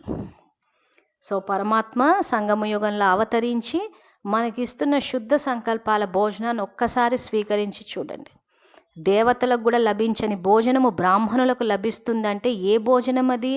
జ్ఞాన భోజనము, శుద్ధ సంకల్పాల భోజనం. ఇది దేవతలకు లభించదు. ఇది మరజీవ జన్మ తీసుకున్న ఆత్మిక పిల్లలైన బ్రాహ్మణులకే తల్లి రూపంలో స్వయాన పరమాత్మ మనకిచ్చే శుద్ధ సంకల్పాల భోజనం. దీని యొక్క ఈ భోజనాన్ని స్వీకరించే పుణ్యం ఎవరికి లేదు, అంటే దేవతలకు కూడా లేదు, బ్రాహ్మణులకే లభించింది అది. సో ఒక్కసారి ఆ జ్ఞాన భోజనాన్ని తింటే ఎంత శక్తిశాలిగా అవుతుందో చూస్తాం. ఇంతకాలం స్థూల భోజనం అని బ్రహ్మ భోజనాలను తిని చూసాం, దానివల్ల మరి ఎంత శక్తి వచ్చింది, ఎన్ని రోగాలు వచ్చాయి, ఎంత దుఃఖాన్ని అనుభవించారు, ఎంత హాస్పిటల్లో చుట్టూ తిరిగారు, ఎన్ని గొడవలు జరిగాయి, ఇవన్నీ అందరికీ తెలిసిందే. సో ఇప్పుడు పరమాత్మ చెప్పెట్టే జ్ఞాన భోజనము, శుద్ధ సంకల్పాల భోజనాన్ని స్వీకరించి చూద్దాం. సో ఏం జరుగుతుందా అన్నది మీకే అనుభవంలోకి వచ్చేస్తుంది. సో అందుకే ఇక్కడ ఆత్మల యొక్క భావం మరియు భావనని పరివర్తన చేయలేరా? ఈ లక్ష్యమే బాబా సమానంగా అవ్యక్త ఫరిష్తాగా అయ్యే లక్షణాలను సహజంగా మరియు స్వతహాగా తీసుకువస్తుంది. ఏది? ఇప్పుడు బాబా చెప్పినట్టు మనం విశ్వ పరివర్తకులైతే మళ్ళీ హద్దులోకి వెళ్ళిపోద్దు. నా సెంటరు నా జోన్ అని హద్దులోకి వెళ్తే హద్దు ప్రాప్తులు వస్తాయి. విశ్వమంతా ఒక స్టేజ్, విశ్వం యొక్క స్టేజ్ మీద హీరో పాత్రధారణమైతే బేహద్దు ప్రాప్తులు వస్తాయి. సో ఇది బాబా ఇక్కడ చెప్తుంది. సో ఈ లక్ష్యం పెట్టుకుంటే బ్రహ్మబాబా సమానంగా అవ్యక్త ఫరిష్తాగా స్వతహాగా అవుతారు. ఆ అవ్యక్త సంవత్సరం ఎలా జరుపుకోవాలో అర్థమైందా? జరుపుకోవటం అంటే తయారవ్వటం. ఇది బ్రాహ్మణుల భాష యొక్క సిద్ధాంతం. సో బ్రాహ్మణుల భాష వేరుగా ఉంటుంది. బ్రాహ్మణుల భాషలో జరుపుకోవటం అంటే మళ్ళీ స్థూలంగా జరుపుకోవటం కాదు, తయారవ్వటం. సో ఇది బ్రాహ్మణుల భాష యొక్క సిద్ధాంతం. తయారవ్వాలి కదా, లేక కేవలం జరుపుకోవడమేనా? బ్రాహ్మణులకు వర్తమాన సమయంలో ఈ పురుషార్థం విశేషంగా అవసరం. మరియు ఇదే సేవ మాల యొక్క మనులను సమీపంగా తీసుకువచ్చి మాలను ప్రసిద్ధం చేస్తుంది. మాల యొక్క మనులు వేరువేరుగా తయారవుతాయి, కానీ మాల అంటే పూసకి సమీపత ఉండాలి. ఈ రెండు విషయాలు పూసకి సమీపతకు సాధన. వీరినే సుపుత్రులు అంటే రుజువు చూపించేవారు అని అంటారు. సో ఇక్కడ బాబా ఏమంటున్నాయంటే, ఇందాక ఈ పేజ్ నెంబర్ 13లో 2వ పారాగ్రాఫ్లో ఎవరైతే ఈ రకంగా సర్వులకు ప్రియంగా అవుతారో వారు మాలలో మనులుగా వస్తారు. సంబంధ సంపర్కాలలో సర్వులకు ప్రియంగా అయ్యే సహజ సాధనమే ఈ శ్రేష్ఠ భావన అని వీళ్ళే మాలలో సమీపంగా వస్తారు అంటున్నారు. కానీ ఇక్కడ మళ్ళీ చివర్లు ఏమంటున్నారంటే, మాల యొక్క మనులు వేరువేరుగా తయారవుతున్నారు. అంటే మనులుగా అవుతున్నారు కానీ వేరువేరుగా, అంటే వేరుపడిపోతున్నారు అందరూ. సో అలా వేరుపడకుండా మాల అంటే పూసకి సమీపత ఉండాలి. అంటే మన భిన్న సంస్కారాలు, అసలు సంస్కారాలు వేరుగా ఉండడానికి కూడా అవకాశం లేదు. ఎందుకు అనంటే అందరికీ శాంతి, ప్రేమ, పవిత్రత అన్న ఈ సంస్కారాలే ఉండి తీరాల్సింది అక్కడ. సో ఆ రకంగా ఉండి ఎప్పుడైతే సమీపంగా వస్తామో అప్పుడు 108 మాలలోకి వస్తాం. అంతేగాని వీళ్ళు వేరే పార్టీలు, వాళ్ళు వేరే పార్టీలు, వీళ్ళు అపవిత్రులు, వాళ్ళు స్నానాలు చెయ్యరని ఈ రకంగా అందరినీ వేరు చేసేసుకుంటూ కూర్చుంటే అసలు మాలలో మనులు అయ్యే అవకాశమే లేదు. ఎందుకంటే అందరి పట్ల శ్రేష్ఠ భావం ఉండాలన్నారు. ఆత్మిక భావము, ఆ తర్వాత శ్రేష్ఠ భావనలు. సో అందుకే మాలలో మనులుగా అవ్వాలి అంటున్నారు. ఈ రెండు విషయాలు పూసకి సమీపతకు సాధనం. వీరినే ఏ రెండు విషయాలు? శుభభావన, శుభభావం. సో కాబట్టి వీరినే సుపుత్రులు అంటే రుజువు చూపించేవారు అని అంటారు. సో ఇది ఈ రోజుటి మురళి.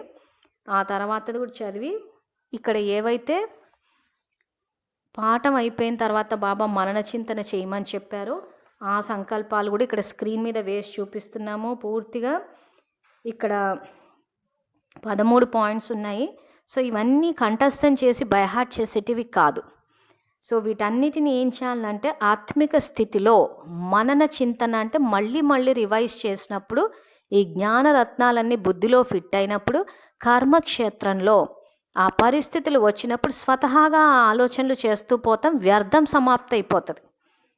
ఇప్పుడు అందరి పట్ల శుభభావన పెట్టుకోవాలి అని అంటే అది ఏ రకంగా వస్తుంది అని అంటే మనం సంకల్పాలన్నీ మనం ఇప్పుడు నేర్చుకుంటే, అంటే మనం రివైజ్ చేస్తే, సో అప్పుడు ఎవరిని చూసినా కానీ ఇంకా ఆత్మిక స్థితిలో చూస్తాం. మనకి సంకల్పాల ఖజానా లేకపోవడం వల్ల అందరినీ చూసేటప్పుడు వీళ్ళు జ్ఞానంలో లేరు, వీళ్ళు అపవిత్రులు అని ఆ రకంగా చూస్తున్నాం. సో మనకు ఇంకా ఆ లెక్కన అందరి పట్ల శ్రేష్ఠ భావన ఎక్కడుంది? వీళ్ళు అపవిత్రులు అన్న ఫీలింగే ఉంది. సో ఇప్పుడు ఎవరిని చూసినా వీళ్ళ పట్ల పవిత్ర భావన రావాలి అంటాడు. సో అందుకే ఈ మురళిలో ఉన్న సంకల్పాలు రివైజ్ చేద్దాము. ఆత్మిక స్థితిలో అందరూ నేను ఆత్మని, శాంతి స్వరూపాన్ని, శివ పరమాత్మ నా తండ్రి అన్న ఈ ఆత్మిక స్థితిలో మీరు ఏ సంకల్పాలైతే ఇప్పుడు మనన చింతన చేస్తారో అవి స్వతహాగా మీ కర్మలోకి వచ్చి ఆ తర్వాత అవి సిద్ధిస్తాయి, నిజం కూడా అవుతాయి. సో మొదటి సంకల్పం, నేను లక్ష్యంతో పాటు లక్షణాలు కూడా ధారణ చేస్తున్నాను. ఈ రకంగా మీరు గనక సంకల్పాలు చేస్తే దీని వివరణ మురళిలో ఇచ్చాను కాబట్టి ఇక్కడ చెప్పటం లేదు. సో రెండవ సంకల్పము, నేను సర్వుల మనసు యొక్క స్నేహం ఆశీర్వాదాలతో, సర్వుల సహయోగం యొక్క అనుభూతులతో, సర్వ ఖజానాల బండారాతో నిండుగా ఉన్నాను. సో దీని వివరణ కూడా మురళిలో ఇచ్చాను. మనం నిండుగా ఉన్నాము అంటేనే ఉంటాము, లేవు అంటే లేకుండానే పోతాం. ఈ సంకల్పాలన్నీ ఈ యూట్యూబ్లో ఇక్కడ ఏదైతే ఈ పేరు పక్కన చిన్న ఆరో మార్క్ ఉందో దాన్ని టచ్ చేస్తే ఆ డిస్క్రిప్షన్ బాక్స్లో కూడా వచ్చేస్తాయి. ఆ తర్వాత మన సమర్థ సంకల్పాల ఖజానా అన్న గ్రూప్లో కూడా ఈ పోస్ట్ అయితే మీకు ఎక్కడ వీలైతే అక్కడ చూడొచ్చు. తర్వాత మూడవ పాయింట్, నా దృష్టి ద్వారా, వృత్తి ద్వారా, తరంగాల ద్వారా, ముఖం ద్వారా, సంపర్కం ద్వారా సదా సర్వులకు సహయోగిగా ఉన్నాను. 5వ పాయింట్, నేను బ్రహ్మబాబాని అనుసరిస్తూ బాబా మరియు నేను అనే కంబైన్డ్ స్వరూపాన్ని సదా అనుభవం చేస్తున్నాను మరియు అందరికీ చేయిస్తున్నాను. తర్వాత 6వ పాయింట్, నేను బ్రహ్మబాబా సమానంగా అతీతంగా మరియు ప్రియంగా ఉన్నాను. తర్వాత నేను బాబా నుండి పొందిన శక్తులు మరియు గుణాల యొక్క ప్రాప్తులతో నిర్బలను శక్తివంతులుగా చేస్తున్నాను. ఇవన్నీ మురళిలో వివరించాను నేను. సో ఇవన్నీ మనన చింతన చేస్తూ ఉంటే మన స్థితి తయారవుతుంది, మన ధారణా స్థాయిలో కూడా వస్తుంది. నా శ్రేష్ఠ స్థితి కారణంగా సర్వశక్తులు మరియు సర్వగుణాలు సమయ ప్రమాణంగా సదా సహయోగిగా అయ్యాయి. 9వ పాయింట్, నా ఆత్మిక స్వరూపం ద్వారా సర్వుల పట్ల కళ్యాణ భావన, ఎవరు ఎలా ఉన్నా స్నేహం మరియు సహయోగం ఇచ్చి సదా ఉల్లాస ఉత్సాహాలను పెంచుతూ సదా నావారు అనే సద్భావన అంటే శుభభావన కలిగి ఉన్నాను. తర్వాత 10వ పాయింట్, ప్రతి ఆత్మ పట్ల శుభభావన మరియు శుభభావంతో సహజంగానే అవ్యక్త స్థితి యొక్క అనుభవం చేసుకుంటున్నాను. సో అవ్యక్త స్థితికి వెళ్ళాలి అని అంటే శుభభావన మరియు శుభభావన రెండూ ఉండాలి. తర్వాత 11వ పాయింట్, అశుద్ధ వ్యర్థ మరియు సాధారణ భావన మరియు భావాన్ని శ్రేష్ఠ భావన శ్రేష్ఠ భావంలోకి పరివర్తన చేసి బ్రహ్మబాబా సమానంగా అవ్యక్త ఫరిష్తాగా అయ్యాను. తర్వాత 12వ పాయింట్, శ్రేష్ఠ భావంతో నా సంబంధ సంపర్కంలోకి వచ్చే ఆత్మలకు ప్రియంగా అయ్యాను. సో ఇక్కడ ఆత్మిక భావంతో మనం గనక సంబంధ సంపర్కాల్లోకి వస్తే అందరికీ ప్రియంగా అవుతాం. ముఖ్యంగా విద్యార్థులు ఈ పాయింట్ని ప్రాక్టికల్కి తేవాలి, లేకపోతే 108లోకి వచ్చే అవకాశమే లేదు. సో అందుకే సర్వులకు ప్రియంగా అవ్వాలి. ఇప్పుడు మనం ఏదైతే సర్వులకు శత్రువులుగా ఉన్నామో ఇప్పుడు దాన్ని పరివర్తన చేసుకోవాలి మన శ్రేష్ఠ భావము భావనతోటి. తర్వాత సర్వ ఆత్మలతో పాటు ప్రకృతిని కూడా తమో ప్రధానం నుండి సతో ప్రధానం చేసే విశ్వ పరివర్తక ఆత్మను. సో ఈ సంకల్పాలు రాసి ఇదే మురళిలో రివైజ్డ్ కోర్సులో బాబా అంతా కర్మల యొక్క గుహ్యగతి కర్మ ఫిలాసఫీ చెప్పారు. సో ఆ 3 పాయింట్లు కూడా ఇక్కడ చదువుతున్నాను. ఏ కార్యంలోనైనా కానీ ఆ కార్యం పట్ల లేదా కార్యం చేసే వ్యక్తి పట్ల భావన శ్రేష్టంగా ఉంటే ఆ భావన యొక్క ఫలం కూడా స్వతహాగానే శ్రేష్టంగా ఉంటుంది. ఎవరైతే సదా ప్రతి ఒక్కరి పట్ల శ్రేష్ఠ భావన ధారణ చేస్తారో వారే 108 మాలలో సమీపమనిగా అవుతారు. ఎందుకంటే 108 మాల అన్నది సంబంధ సంపర్కంలో సమీపతకు మరియు శ్రేష్టతకు గుర్తు. తర్వాత 3వ పాయింట్, సేవా క్షేత్రంలో ఉపన్యాసం చెప్పలేకపోయినా ప్లాన్స్ తయారు చేయలేకపోయినా కానీ సంబంధ సంపర్కాలలో ప్రతి ఒక్కరి పట్ల శుభభావం పెట్టుకుంటే ఆ శుభభావం సూక్ష్మ సేవలో జమ అయిపోతుంది. సో ఇది కర్మ ఫిలాసఫీ. ఇందాక మురళిలో ఇవన్నీ వివరించాను. ఒక్కసారి పుస్తకం పెట్టుకుని చదవండి, మీకే అర్థమవుతుంది. తర్వాత నలువైపులా ఉన్న స్నేహం యొక్క రుజువు ఇచ్చే సుపుత్రులందరికీ సదా బాబా సమానంగా ఫరిష్తాగా అవ్వాలనే ఉత్సాహ ఉల్లాసాలలో ఉండే ఆత్మలకు సదా సర్వుల పట్ల శ్రేష్ఠ భావన మరియు శ్రేష్ఠ భావం ఉంచుకునే విజయీ ఆత్మలకు సదా ప్రతి ఆత్మను శ్రేష్ఠ భావన ద్వారా పరివర్తన చేసే విశ్వ పరివర్తక ఆత్మలకు సదా విజయీ అయి విజయీ మాలలో సమీపంగా వచ్చే విజయీ రత్నాలకు బాబ్దాదా యొక్క అవ్యక్త సంవత్సరం యొక్క శుభాకాంక్షలతో పాటు ప్రియస్మృతులు మరియు నమస్తే.